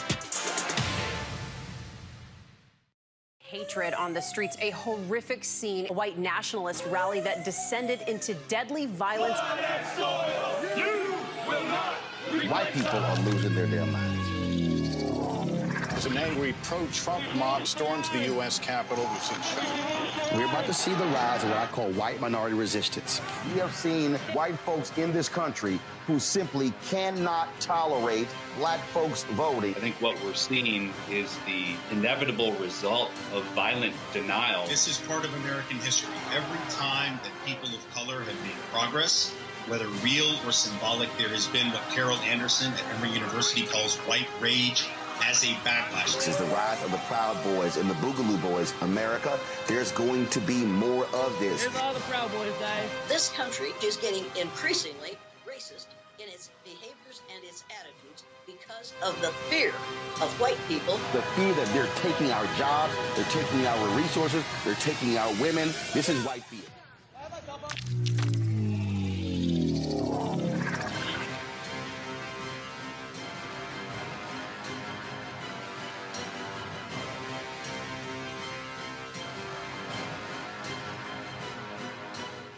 I'm Brittany Noble, Midwest-born, HBCU educated with experience in newsrooms across the country. Well, I've teamed up with Roland Martin to bring to you The Breakdown. This isn't just news. It's our stories, our voice, our community. Join me for The Breakdown, Monday through Friday at midday, only on the Black Star Network. Hey, yo, what's up? It's Mr. Dalvin right here. What's up? This is KC, sitting here representing the Jodeci. That's Jodeci. Right here on Roland Martin Unfiltered.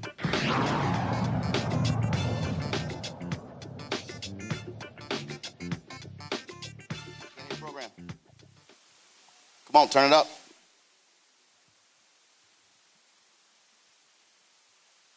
All right, folks, we're back here in Shreveport. Glad to be here. Go ahead. And the panelists, Dads on Duty. Tell folks your name and what do y'all do?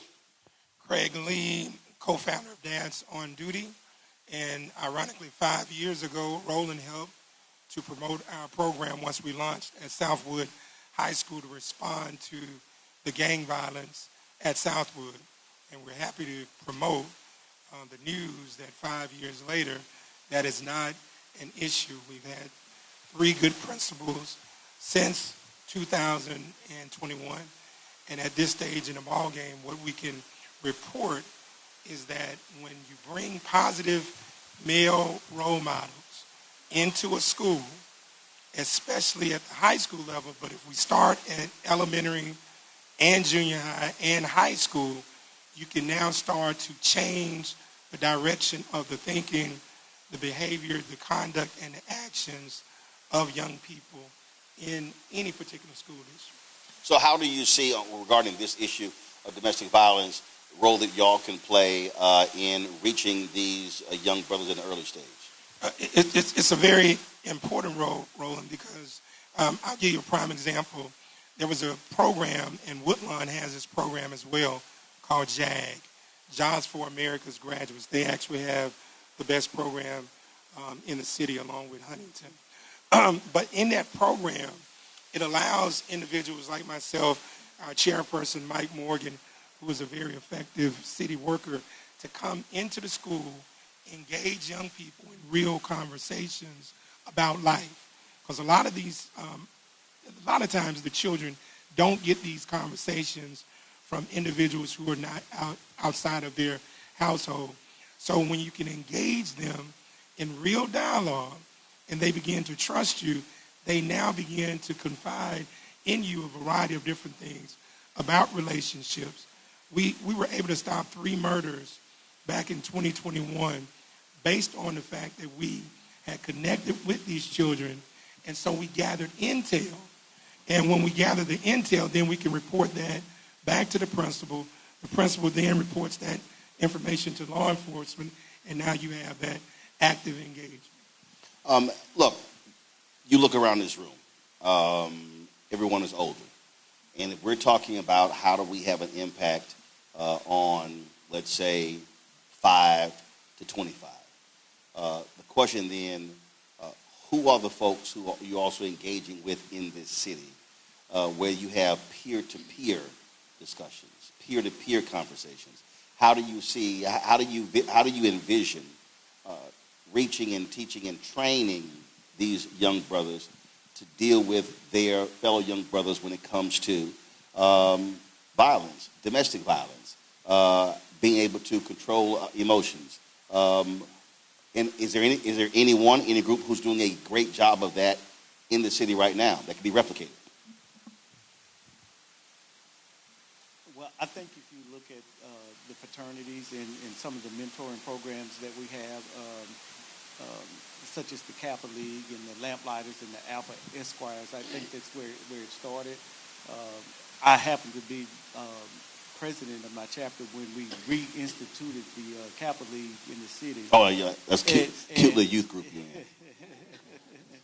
But one of the things that we wanted to do, is we wanted to make sure that we had a good mixture of young men who we were working with.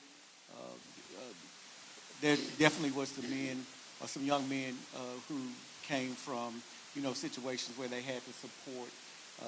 Maybe their family had the financial background, but then there were some young men who didn't, and we wanted to make sure that we had a good mix.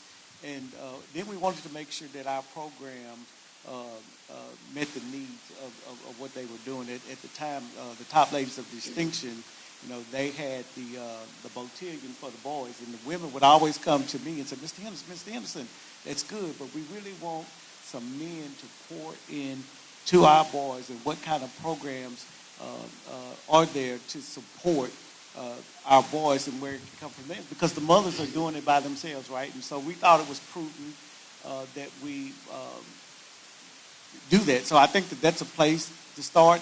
I think, foreign partnerships. One thing I say to churches is that, you don't have to invent the wheel. There are nonprofits, there are organizations out there. The Boy Scouts of America is a great program for young men. And if you have that at your church, it's structured. You can measure it. It's rewarding. There's training involved. And so you don't have to invent the wheel, but you just need to know where the resources are and then form partnerships with the people that are subject matter experts and to help you in that resolve. But I'm going to go ahead and say this, and I got no problem with saying it, but let's just be real. The programs that you're talking about, I've spoken to the others around the country. Those are speaking to a certain group of young brothers. And the reality is there are so many other young brothers who are not being reached, not being talked to. And I get cotillions, botillions, I get all of that.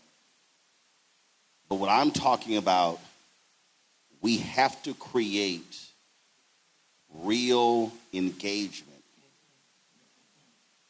directly in those neighborhoods with folk who may not show up in ties and jackets.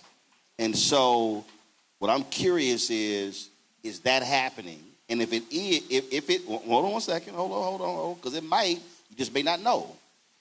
Is it happening? And if it is, how do we now expand that? So Roland, it is happening, and primarily it happens in the youth sports leagues. You take Express Sports, they're one of my clients. They've produced 9 NFL football players out of that particular program since 1996. The addition to that can be a cultural etiquette component to that, where you're teaching them how to interact with young girls. But they are actually dealing with the hardcore young people who are coming up in the inner cities. And there are several, and that's really your biggest volunteership of African-American males, because a lot of guys used to play football, basketball, so they're pouring into the young folks. And I remember when Lonnie Bryan and LaWarren Brown told me to just come out. And parents actually, especially mothers, they support their children. And this is an active engagement, but with a little tweaking, kind of like to what Kevin is talking about, the culturally relevant component that deals with etiquette, how you talk to young ladies, how you approach them, these particular things, that can then help. Turn your phone off, Kappa. But that could happen tremendously. But what we try to encourage, whether it be the Divine Nine or the Masonic Order, come into the school, because a lot of people are not going to go into the habitat of these young people. They're not going to do it and deal with the gang warfare. The safest place to deal with them is in the school. Right, but the reason just follow me here, why I'm going down this line, because just literally how the panel is set up. If we're talking about domestic violence, and we're talking about violence, what we're trying to do is we're trying to keep them from coming to him. Exactly. But before they go to him, they're going to go to him. Exactly. So what I'm trying to understand is, what are we creating that's here this direction, which means if we're talking about, when I think about anti-violence, anti-gang initiatives in Chicago and other places, where they have former gang members who have created organizations that do that, then what is the missing piece? Is that missing piece creating something of peers, of young men, Chief, you can jump in and speak to this, that then they are going in those places. They are having those discussions where they are, because I think what often happens is we want to be comfortable with the conversation. So y'all come over here and they're not going to come. I'm saying we have to be creating initiatives right where they are, dealing with what they're going through. I'm glad you brought that up. One of the things, to your point, we had probably about 15 guys who had spent 20 plus years in Angola, and they joined dads on duty. But the issue we faced was getting them into the school based on the regulations, because the school tries to say, if you're a convicted felon, Hold on. That's my whole point. Yeah. If I'm creating a community-based deal, I don't need their permission. True, but now we deal with logistics, so you got to be able to get them to those places, and now logistics becomes an issue. Right. So again, I understand how I'm seeing this here. Okay. You said lodge. Mm-hmm. You said are there community rec centers? Yes. Okay. We've said churches. Yes. So what has to happen is we have to take what we control. Oh, I agree. And say, these are going to be our centers to have the conversations. So if y'all are limiting these folks from coming in, gotcha, ain't no problem. We're going to do it over here. Yes. But that's just a part of the community infrastructure building. Yes. Because, again, it's easy to say we need to be doing it. It's different actually doing it. Yes. Chief, you want to jump in? Yes, sir. Thank you so much for that. We have, here within the city limits of Shreveport, we have taken on an endeavor to do just that, to veil ourselves to the community much more than we had in the past by decentralizing our complete operation, resources, and equipment. Instead of being totally located in one place, we are decentralizing all over town. To give you a great example, there's a model that we are beginning that we think is probably going to be a model for the country. We are building a new facility that's about 80% complete out in South Shreveport, the Cedar Grove community, a community that needs us most, where the tragic event took place. The thing is, we've partnered with a concept called PAL, which is Police Athletic League, which is what most young people recognize. What's unique about this, we are building our facility directly in the middle of a park. We're taking over the park. It is our objective to get to the young people at a young age, to develop those relationships, to be role models so that we won't see them otherwise when something has happened.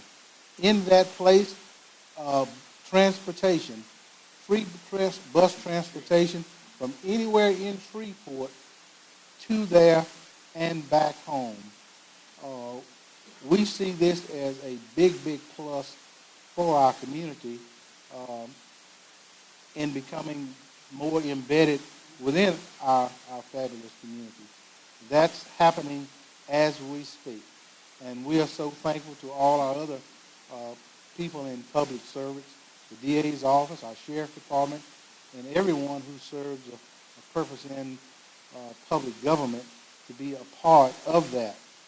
We want to get involved in the young lives of our community before they make some mistakes and errors that's going to cost them the rest of their life. That's happening as we speak. Thank you. So one of the things, we give it up for the Chief, one of the things that we don't want to happen, right, in Washington, D.C., we were doing this work, we're doing interventions with individuals, with youth. And so as a youth was murdered, you get his picture on a T-shirt and it's rest in peace. And then there was this banner as you enter into Southeast D.C. It was a banner that had the names on it. And then some of the children begin to say, do I have to be murdered to be acknowledged? So we have to watch out also that we don't just simply show up when there is in a place that that seems to have the greatest amount of need, because let me say it like this. The place that is good for the harvest is not always good for the planting.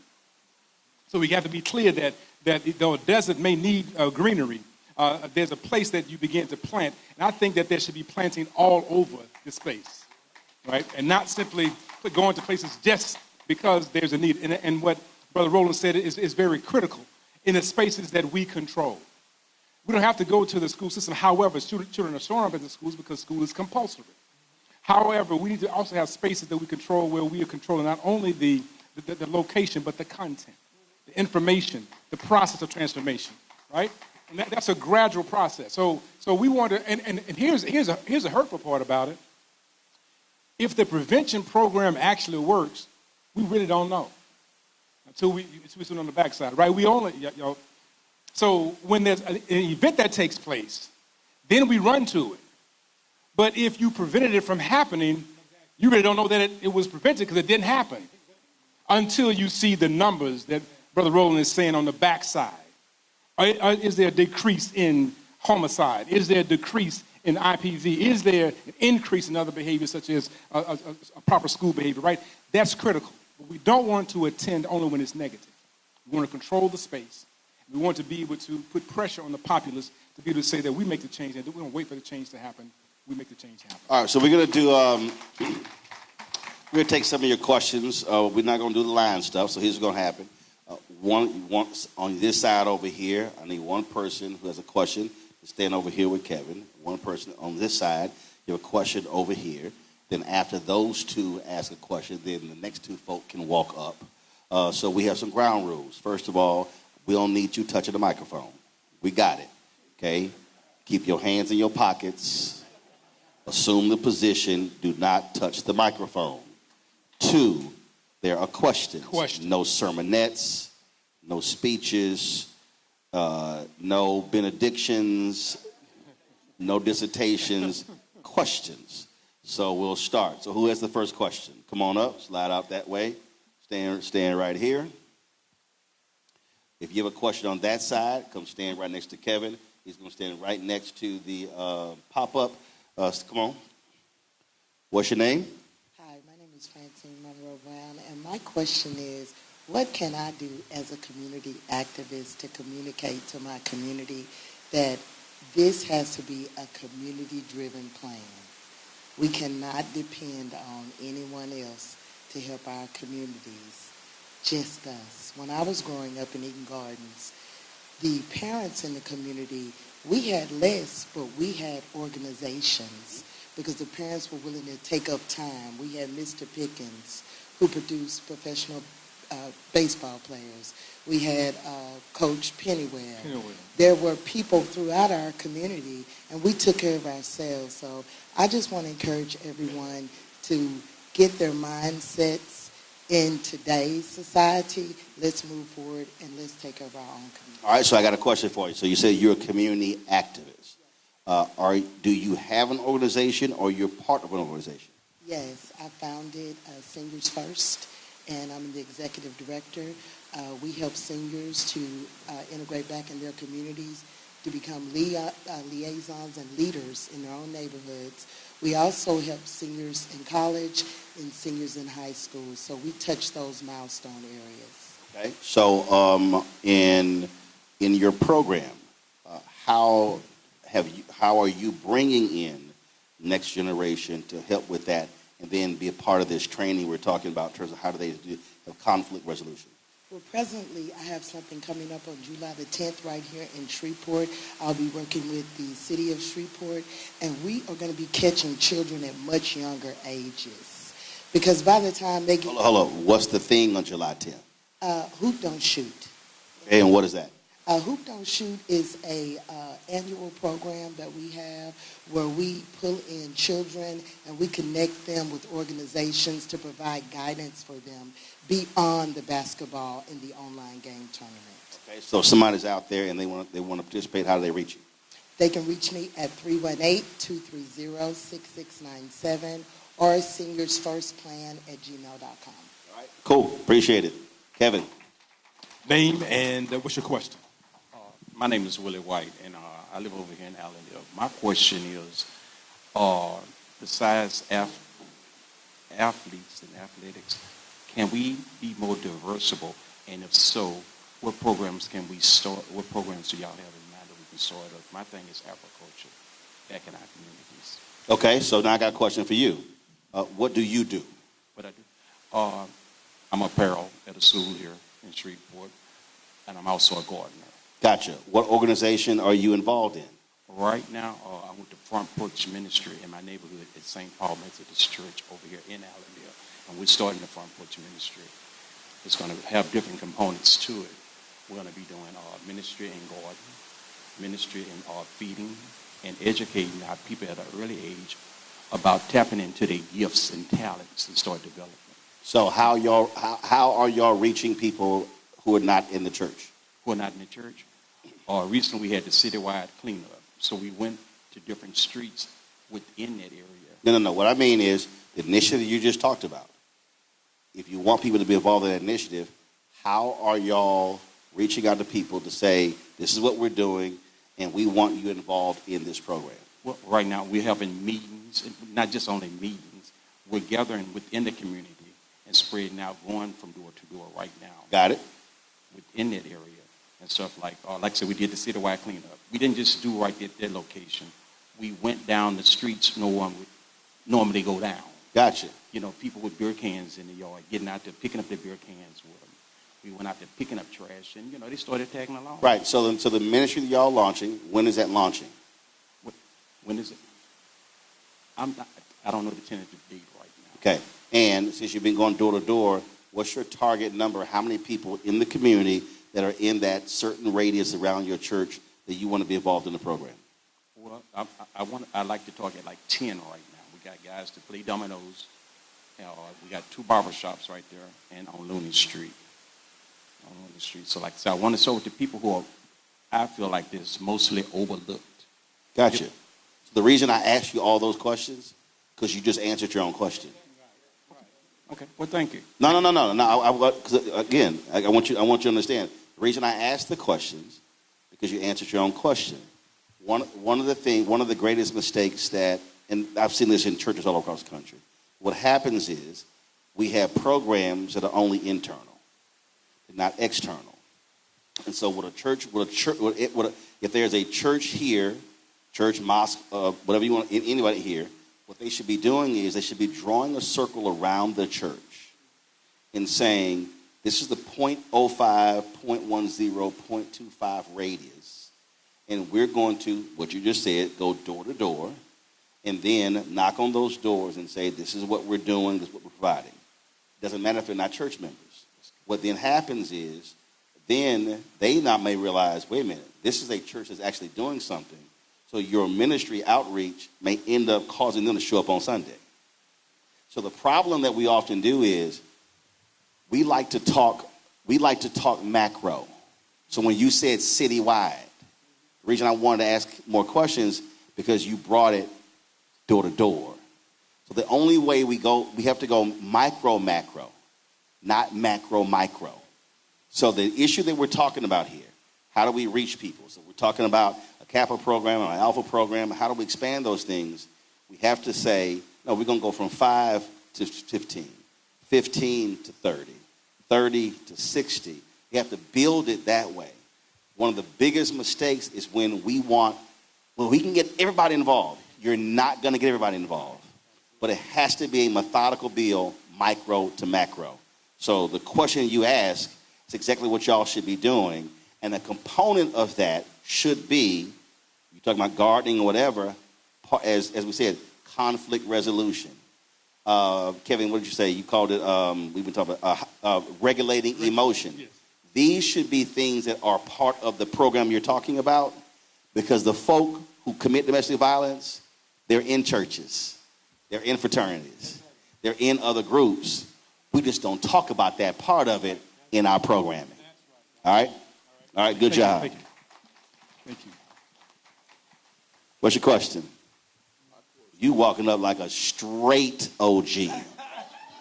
I mean, you blue hat, blue suit. Come on, you coordinated. Go ahead. Thank you, sir. My question is to the panel. It's about mental illness. I have a family member suffering with that.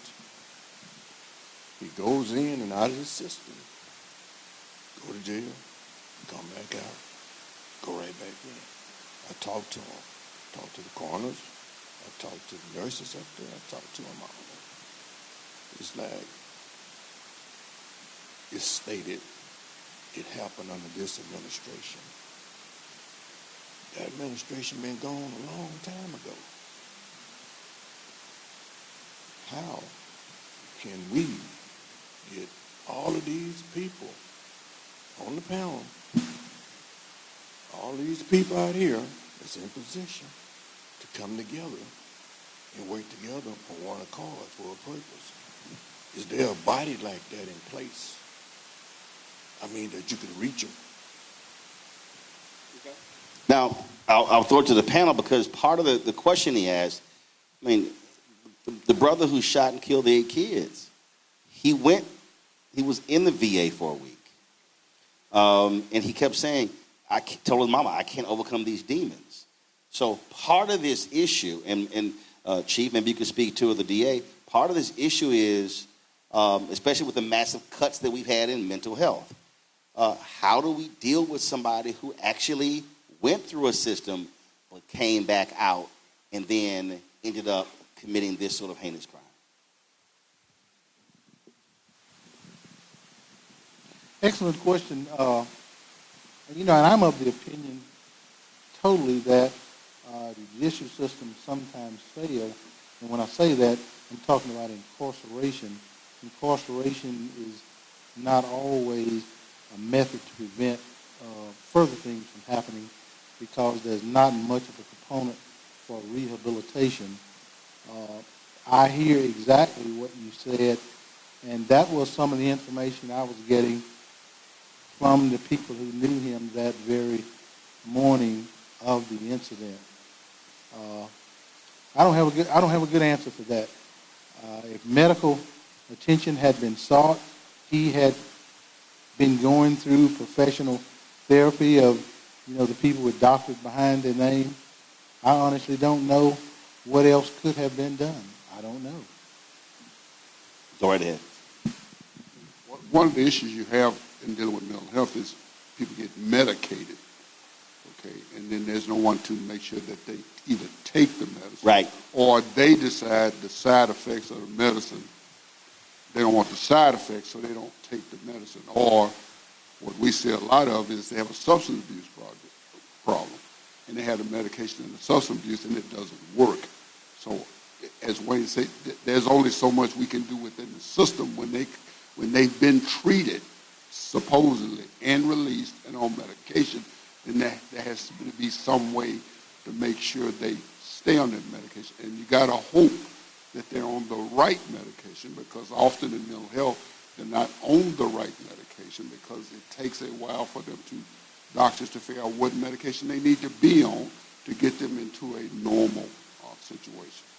So to finish your point, you said we almost come together. Absolutely, but that cannot happen unless we're working through organizations that are dealing with this stuff every day. Again, state policy is different from county, different from state policy, parish policy, city policy, school board policy. That's how we have to be using our organizations. And so what I keep saying to people, if you are operating as an individual, understand you need to be aligning with an organization where the organization is putting pressure, because a sole person is not going to be able to do it. But if you have one organization, a collection of organizations, now all of a sudden that changes the conversation. Let me do this right here, right, Roland. So a year ago to date, family, I was a psychologist with the VA. And my role at the VA, was around cultural trauma and veterans. I say a year to date because it was on a Wednesday. I got a phone call that says Friday is your last day, because I was using the word culture. And so I had over 50 men and women on my caseload who did not get a chance to close out because a decision was made by someone else, because of the discourse was around cultural trauma. And we want to be clear about this because certain services are available, but they're not consistent. So what I'm telling you is not what I heard. This ain't nobody else's story but my story. And this story is that you get a call on Wednesday, and I want to be clear about this one, Brother Roland, talk about emotional regulation. If it had not been for me going to present at a conference on intervention, I'm not quite sure how I would return back home that day based on what I heard from the VA. So just because I'm a psychologist, that doesn't mean that I'm about to lose my mind. I get on edge as well. Does that make sense? So we have to be clear that sometimes the services, that's what I'm saying, all services, no, I say ain't. I ain't saying not. Ain't good services. What's your name? I'm Annie Pearl McCullough, and I'm assistant principal at CMCTS, which is a feeder school into Dr. Smith's school, Woodlawn High School. And so really my question, and I don't even know if it's really a question, but what is your take on addressing mindsets of the parents? Because I feel like us at the school level, we're doing our best to instill in the children what the lesson is that we know that will take them on to the ladder, but it's like we're fighting mindsets. And so we want the parents to be involved, but how do you address parental apathy where you want them in the school, but they won't come? You want all these different organizations, but there's no exposure because we're a neighborhood school. We only have 358 students on our campus, and most of them are impoverished. So how do you address mindset of parents that trickles down to our children? Good question. And Kev, her question is the most important aspect because what we have is what you just said. I have a saying, the absence of spirituality and right culture is the foundation for all negative, toxic, evil, demonic thought, behavior, conduct, and action. You can pour into these children in a righteous way at school, but then they have to go home, right? And so how do we actually do it? Because you can't legislate spirituality. You can't legislate culture. You can't legislate morality. You can't legislate ethics. So then the focus is on, what is the teacher doing? Y'all are doing your job in most instances. But we have a fractured situation in the home. And that's why I said you have to have people who are willing to become village fathers and village mothers inside of the school and outside of the school to wrap around these children, because other than that, they're going to be lost. It's just the bottom line. So our thing with Dads on Duty is it takes an empowered village to empower our children. And if we don't get more village fathers, people willing to be village fathers and be village mothers, we're not going to be able to help them because they're going back. And the point you just made, the principal at my former alma mater, Fair Park, which is now a junior high school, he said the same exact thing. They can't get the parents to get involved. So now the community has to get involved, but the challenge is I, my, me, the Eurocentric mindset of I'm taking care of my child, they're on their own. But now when little Ray comes and beats your child up or kills your child, now you want the community to be involved. That's the challenge. So I'm going to say this here, and this is really anywhere. One of the things that we have to do is what I call community resource assessment. We have lots of problems, and we want to address all the problems, but one group, one person can't address all the problems. I'm a firm believer in what lane are you in? So when we're talking about how do we change our communities, one of the things that most of us have never done, we've never actually done an assessment of what's at our disposal. So this again, and because I'm literally writing this book that's going to drop next year, Dr. King said in his book, Where Do We Go From Here, Chaos or Community? He said there are 4 institutions that are primed to liberate black America. He said the Negro Church, the Negro Press, the Negro fraternities and sororities, and Negro professional and business organizations. He said, but neither of them have fully committed themselves to the liberation of our people. Then he critiqued each one. And so what we have to recognize is that we have massive capacity in our communities. We have a ton of organizations. We have a ton of nonprofits. The question is, do we even know what exists? So, if I'm you in Shreveport, I'm sitting here going, okay, who are the anti-violence prevention lane? Who's in that lane? What are the groups in that lane? What are the groups that specifically deal with black women? What are the groups that specifically deal with black men? What are the groups that specifically deal with economic development? What are the groups that deal with housing? What are the groups that deal with mental health? Now, all of a sudden, you now have a real assessment of what's at your disposal. So if she says, I'm looking to do this, I guarantee you there's already an institution that exists, but she don't have to start a new nonprofit. The nonprofit is waiting for her to show up. But we got to be able to say, go here and go here. And so if we're talking about how do you move forward, that then means, and someone mentioned earlier, Million Man March, really what should come out of this really is the model of the local organizing committees that came out of the Million Man March. So what should come out of this is, all right, people who showed up here care about this issue, care about this community. So now it's like, okay, how do we now harness the people? So here's the first thing, and I'll ask this question to Kevin or your sister or anybody else. Has anyone collected the data of all the people in this room? Right there is our first mistake. It is the greatest mistake that we make as black people. We call meetings, we gather, we have no idea who's in the room.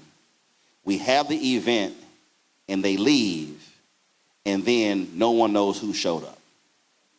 So, that's first. So, see, he pulled a legal pad out, but we're gonna make it easier. So, Kevin, yes, give folks an email. Give folks an email, and the people in the room, or if you are watching from Shreveport, send to the email your name, your email, your number, and the area that you would like to work on. So what then happens is you've got more than 100 people here. Now you have a database to work from to say, okay, more than 100 of y'all showed up on April 30th. You're going to meet in 2 weeks, and each one of you have to bring one person. That means that your next meeting will have 200 people. And then when you say your next meeting, I need the 200 to bring one. You're then going to have in 1 month, you're going to have 400 people prepared to now mobilize and organize. That's how we have to approach this. So what's the email? Email address is Mawata357. Oh, Lord, yeah. Hold on. You're going to spell that. I'm going to give it to you. Mawata357. Hold tight. Hold tight. Listen fast. And I talk faster. All right, so Mawata, capital, no, not capital. M as in Michael, W as in water, A as in apple, T as in Tom, A as in apple. Mawata, M as in Michael, W as in water, A as in apple, T as in Tom. Mawata, MWATA 357 at gmail.com. Mawata 357 at gmail.com. Why is that critical to the conversation? Because my birth name is Kevin, that is Irish. My last name is English, Washington. I've taken the liberty to move from that, from one space to another, and so the name is legally Mawata Sankara. Is that making sense? I could tell you more about that as well, but WASA is a whole, so MWATA, I like that, Brother Roland, you said it. 357@gmail.com. We can say a whole lot of names. We trip on stuff Now, I'm like going to that. give you a second one, and if you email me, I'm going to forward it to him. This easy. Roland at blackstarnetwork.com. See, now, Roland. See, I keep it simple. So, follow me here. I need y'all to understand. I need y'all to understand. Bishop William Barber hit me up a month and a half ago, and he said, hey, I want to get 1,000 alphas. We want to teach them to organize and mobilize for voting. We put it out there. We hit the 1,000, but we probably had another 1,000 people who were not in the fraternity, men and women who followed up. This is what, I'm telling you, this is the biggest mistake that we often make. We meet and we gather, but we don't organize and mobilize. So the data is critically important. So how hard is that right there, y'all? Look at that. Look at that. MWATA 357. There's a reason for that. At gmail.com. Right? That's all. So all I want you to do, you just put Shreveport in the subject line. Your name. It's going to be your email, your cell, social media, whatever. Now, as y'all go from here and now begin to organize, you'll now have a database of the people to begin to work from and build from. Question. We're going to dig. This is the last two questions here. You got a question over there? These are the last three questions. Go. Yes, Roland, thank you for having me. I'm just concerned, just like the young lady was, about the situation in her school and all regarding the parents and everything. Coming back to my mind and all, when I'm growing up with my grandparents before, it was a whole lot of other things more instilled in us at that time. Our parents were the guiding forces. We would obey them. We would listen to them. We would learn from them. A lot of young ladies and young men now, their mindset is not even, it's still a child. And yet they're raising children themselves. Right. And so? So the question is, what I'm trying to state is, the beginning point, the first point is we got to start at home. Before anybody thinks about mental health and all, it's got to be a family figure to start in working with. And No. Follow me here. How old are you? I'm 68. You're 68 years old. And this is what people need to understand. I grew up, both my parents, I've been married 59 years in June. You're dealing with a child today that is born into a social media world where the moment they're born, they're born to a social media world, okay? So all of a sudden, you have a third grader who is being bullied by classmates in social media. And those classmates have people around the country who follow them. So now that child is getting DMs. That child is getting attacked with what they're wearing and how they look. So the parent has no idea. So you now don't understand why your child is withdrawn, why your child is angry and emotionally upset. You don't even realize it's because they're dealing with something that you have no idea about. So you being 68 have no idea about that world. And so it's hard for, like I'm 57, I raised 6 of my nieces.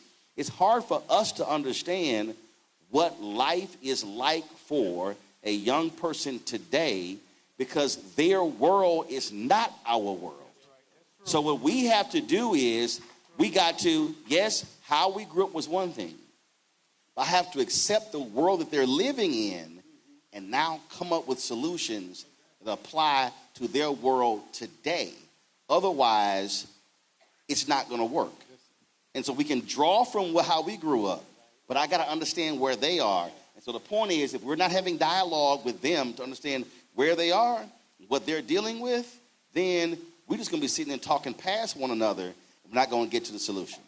So we got to be communicating with them where they are. Question here, then last question here. Good evening. My name is Joshua Hoover. I am 21 years old, and I am representing the youth, not speaking from a distance, but in proximity. And so my question is, as a 21-year-old minister, social media influencer, and advocate, are you all willing to collaborate with youth like myself to create pathways to promote continuity and empowerment for our community and combat surface-level solutions for deeper issues to prevent reoccurrence? All right, I'll ask you a question.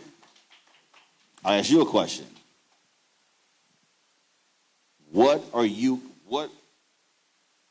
currently working on to address these issues? In what group? So I pastor an online church called Hoover Ministries that's organically grown about 7,300 followers. In addition to God and Trust with Influence to reach about 1,300,000 people through Instagram, TikTok, Snapchat, and Facebook. I advocate as a vessel, and so anytime that I'm speaking on an issue, I'm not speaking from a place of confusion. Like my mother, for instance, is a victim of domestic violence. Got it. So with this issue that we've just experienced, it hit me personally, and so I was able to create a 25-minute statement on YouTube and post it for my audience to see. In addition to that, I realized that I cannot just speak about these issues without addressing men's mental health. And so I am aware that it is going to take somebody like myself to reach people my age and my generation with the assistance of established nonprofit organizations that are willing to work and collaborate with me on these But efforts. hold up. Yes, sir. What you said you speak on the issues. Yes, sir. But how are you organizing around the issue? So I build events. So I work and collaborate with people all across the world, and we have one of the ones we did was an event called Skating for the Savior, and I was reaching youth from the ages of 5 to 17 years old, and we taught and discipled them and equipped them with resources, and we even gave some money and a few things. One-time event? It was a one-time event, yes, sir. I just started my online church about 6 months ago. No. Yes, sir. No. But I want you to follow what I'm saying here. Yes, sir. There's a difference between speaking Yes, sir. and organizing. Yes, sir. Okay? So you said you're reaching all the people around the world. Yes, sir. Okay. But do you know who you're reaching? Have you broken the data down on what countries, what states, what cities they're in? Yes, sir. Okay. Now, how are you now communicating with people who are following you to create the organizations or the groups in those cities to address this very issue? So my priority demographic is the youth. I realize that analytically it's ages from 13 to 25 That's years fine. old. That's Right. fine. It's not Yes, a question sir. of age. Yes, sir. Yes, sir. It's a question of organization. Right. Because understand, I was in the Junior Knights of Peter Claver, junior division of the world's largest black Catholic organization. I was a state leader, national leader when I was 14. Age is not the issue. It's organization. So what I'm saying is, so you have this following. How are you now taking that following and going beyond speaking to them, but having them organize where they are to address these issues, where you are, in essence, creating those different entities in each one of the cities? Are you doing that? I came to this mic exactly for that. Okay, and Yes, that's sir. what, and so, Yes, so sir. my point is, you don't have to ask for collaboration. You should be creating the entity yourself Yes, sir. with the reach that you have, and now say, we've created this, now we can bring on other people, and now collaborate. Yes, sir. One of the greatest mistakes that we make, and I'll say this, that young people always make, a lot of young people are waiting for somebody to hand them the baton versus just starting off running. And so what I'm saying is, you create where you are, how in your grouping here. You create it, so then when you come to the table, you say, this is what I've created, this is how many different groups I have, how many different chapters, X number of cities, this is what we're doing online. Now, who wants to now partner with us? Yes, sir. That's how you take your following.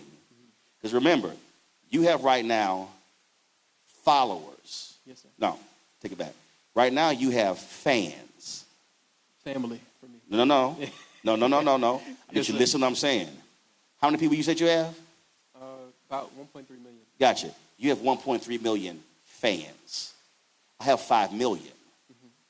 But I've had 47,709 donors to my show. Those are followers. Fans are not followers. Good point. So you may have you can throw that number out, but if you ask any pastor of a church, they don't measure members by individuals, they do by families. Yes, sir. So it's not I got 10,000 members. No, I got 2,500 families. So what I'm saying is you have to take your fans and now convert them to followers. So you're speaking to them, but now you need to organize them around the issues we're talking about. And then when you do that, now you have a body of people through organization to now be able to achieve the issues. That's your homework. Build their own table. Yes, sir. All right.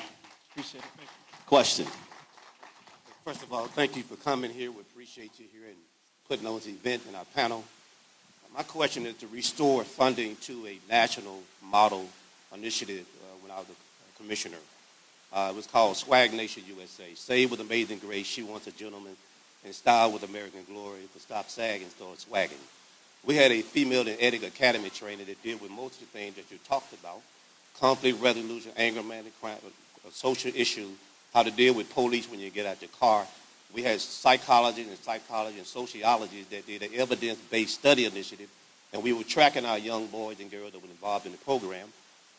We started out with like 100,000, so we're trying to get more. The problem is, do we really want to put the money at and be proactive, or we want to be reactive? Because this was a national model, and the National Association of County Commissioner awarded with a National Achievement Award as one of the best programs in America. Okay, hold up. The program you're talking about, how many cities was it in? How many kids? How many cities? It started right in Shreveport. Okay, started in Shreveport. How long did it last? It lasts about 4 or 5 years. Gotcha. Who funded it? The county did. The parish commission did. Gotcha. How much was it? 100,000. All right. So do you still have the model, the curriculum of the program?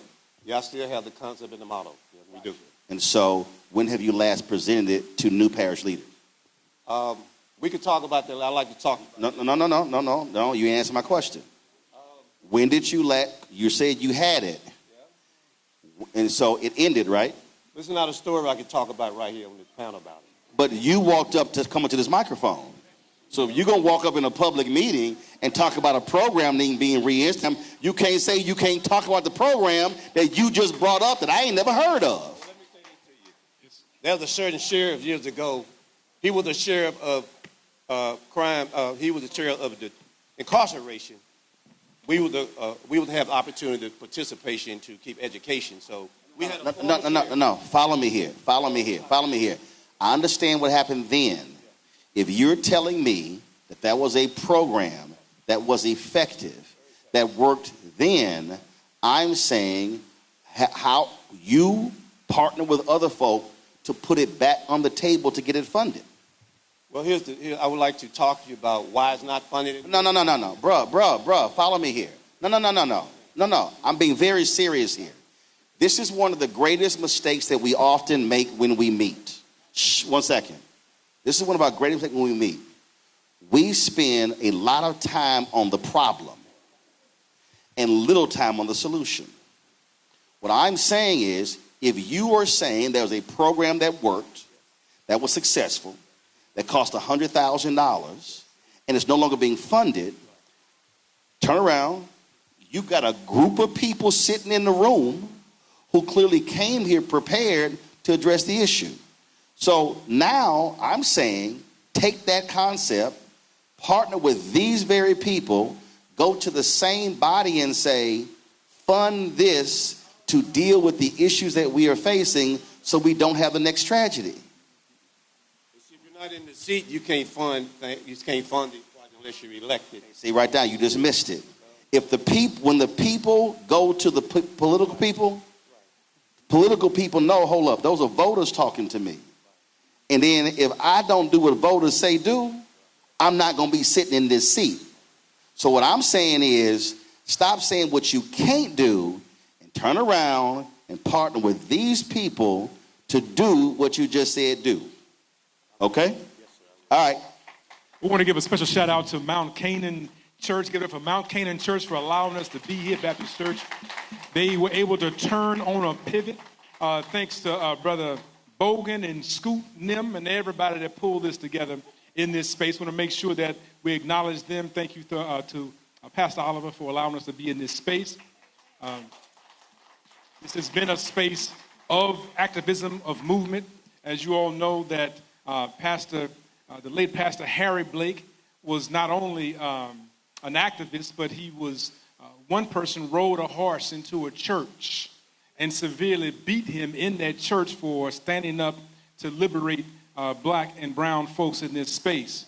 Drug him out the church. They had to take him to another state to be able to get his medical treatment. So you were in a space of sacred grounds of activism. So thank you. Let me thank everybody for coming out. When Kevin said he wanted to do this, I said absolutely. It's important because whenever one of these tragedies happens, national media, and look, I spent 6 years at CNN. National media comes in, does the story. They put people on the air, but they never deal with the folk who are left to deal with the after effects of tragedies. And one of the things that we have been doing in the past couple of weeks is having extensive, deep, real conversations, not listening to critics who are mad and upset.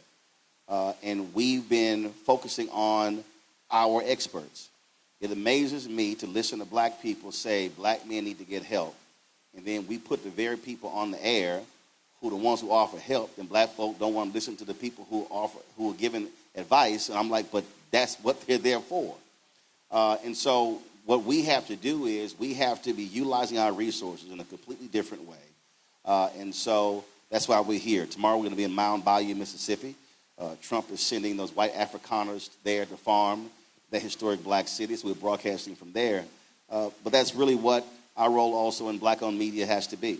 The reality is, we saw this with the Supreme Court decision yesterday, the Louisiana versus Calais decision.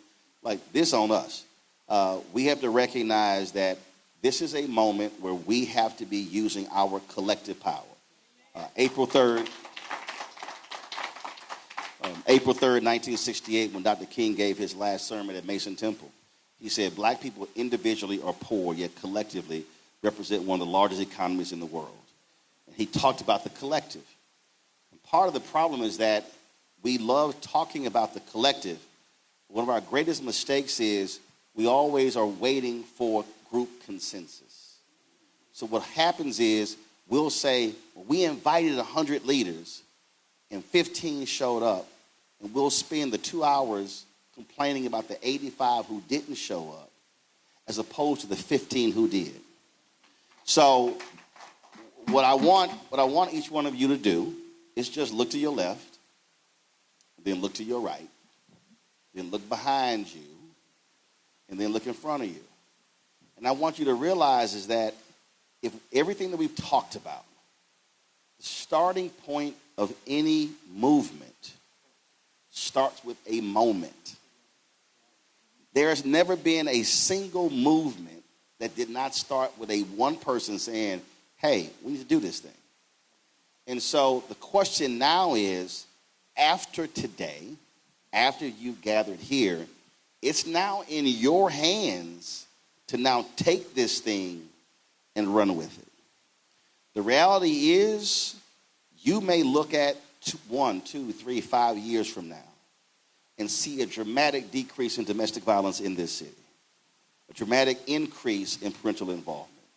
You might see a dramatic increase in resources because a group of people chose to gather in a room on April 30th, 2026 to say, enough is enough. What can we do?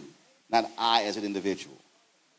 And so now it's upon you to now do the work after this. I can't do it. I can amplify, had him on the show, talk about what they were doing. I know what we can do. But I'm telling you, our history tells us this. When black people use our collective power, it then leads to our collective resources, our collective knowledge, and we're working and leaning on one another, we can do incredible things. We can do things that have transformed the world. But that cannot happen if we don't take a single meeting and now do the next and the next and do the organization and do the planning and do the mobilizing and hit all the various efforts. And last point I'll make is this here. If there are some people in this city who do not want to participate, ignore them. I talk all the time about the book of Nehemiah. When Nehemiah surveyed the wall had crumbled. Nehemiah surveyed the damage, came up with a plan, went back to the people, and the people said, let us rebuild. If you read that, there were haters. They said, y'all cannot rebuild that wall. Nehemiah said, ignore them, keep building. When they made progress, the haters said, oh, we got to stop y'all because y'all actually about to build this thing. I'm telling you right now, you are going to face some haters in Shreveport who are not going to want you to take this and turn it into a movement. What you must do is ignore the haters and keep building. And the last part, which is what I love about when you read Nehemiah, when you read it, they have the names of the people who built the portions of the gate. Meaning the people who didn't do any work, their names were never called. And so the point here is you build where you are, you do the work, you don't sweat who gets the credit, because the reality is everybody who built the wall, all their names were mentioned. You can do this. You can achieve this. You can completely transform what's happening in this city. That can become a model for the state. It can become a model for the country. But the people have to actually get to building. So we appreciate y'all coming out. Dr. Kevin Washington, we appreciate it as well. Don't forget, folks who are watching, don't forget to support the work that we do. Again, we have plans to travel all around the country this year. Y'all want to support what we do via Cash App. Our goal is very simple. I told you, we've had 47,000 folks who become donors of our program. And so if you want to support the work that we do via Cash App, use the Stripe QR code. You see it right here. Also for credit cards, checks, and money orders, make it payable to Roland Martin Unfiltered, P.O. Box 57196, Washington, D.C. 2003 7-0196. Download the Black Star Network app, Apple phone, Android phone, Apple TV, Android TV, Roku, Amazon Fire TV, Samsung Smart TV. Also, folks out there, I've seen y'all send me photos. I appreciate it. Y'all want to get our Roland Martin Unfiltered swag, go to shopblackstarnetwork.com, shopblackstarnetwork.com. And while you're there, we created a marketplace of black-owned businesses. Y'all know I believe in supporting black-owned businesses. We've got more than 50 black-owned businesses with their products on our marketplace. I mean, you name it, whether it's stem dolls, whether it's skin care, whether it's makeup lines, you name it. All sort of products on there. These are all black-owned companies, and when you buy from our marketplace, you're supporting them and supporting our show as well. Control room, y'all should be scrolling on the website, not the static photo right here. Y'all should also be showing a shot of the products that are in my control room. So I don't understand why I'm not synced. Thank you very much. Y'all late. Y'all should have been showing that. All those products you see right here, these are black-owned companies that are on shopblackstarnetwork.com. Download the app, fan base. Follow me at Roland S. Martin every noon Eastern. Listen, check out. And coming up next, Dr. Ebony Hilton, her show, Second Opinion with Dr. Ebony Hilton. That's our weekly health show, talking about the critical issues facing our community in health. And so we appreciate that. Shreveport, thank you so very much for having us here. We appreciate it. Folks, I'll see y'all tomorrow from Mound Bayou, Mississippi. Holla!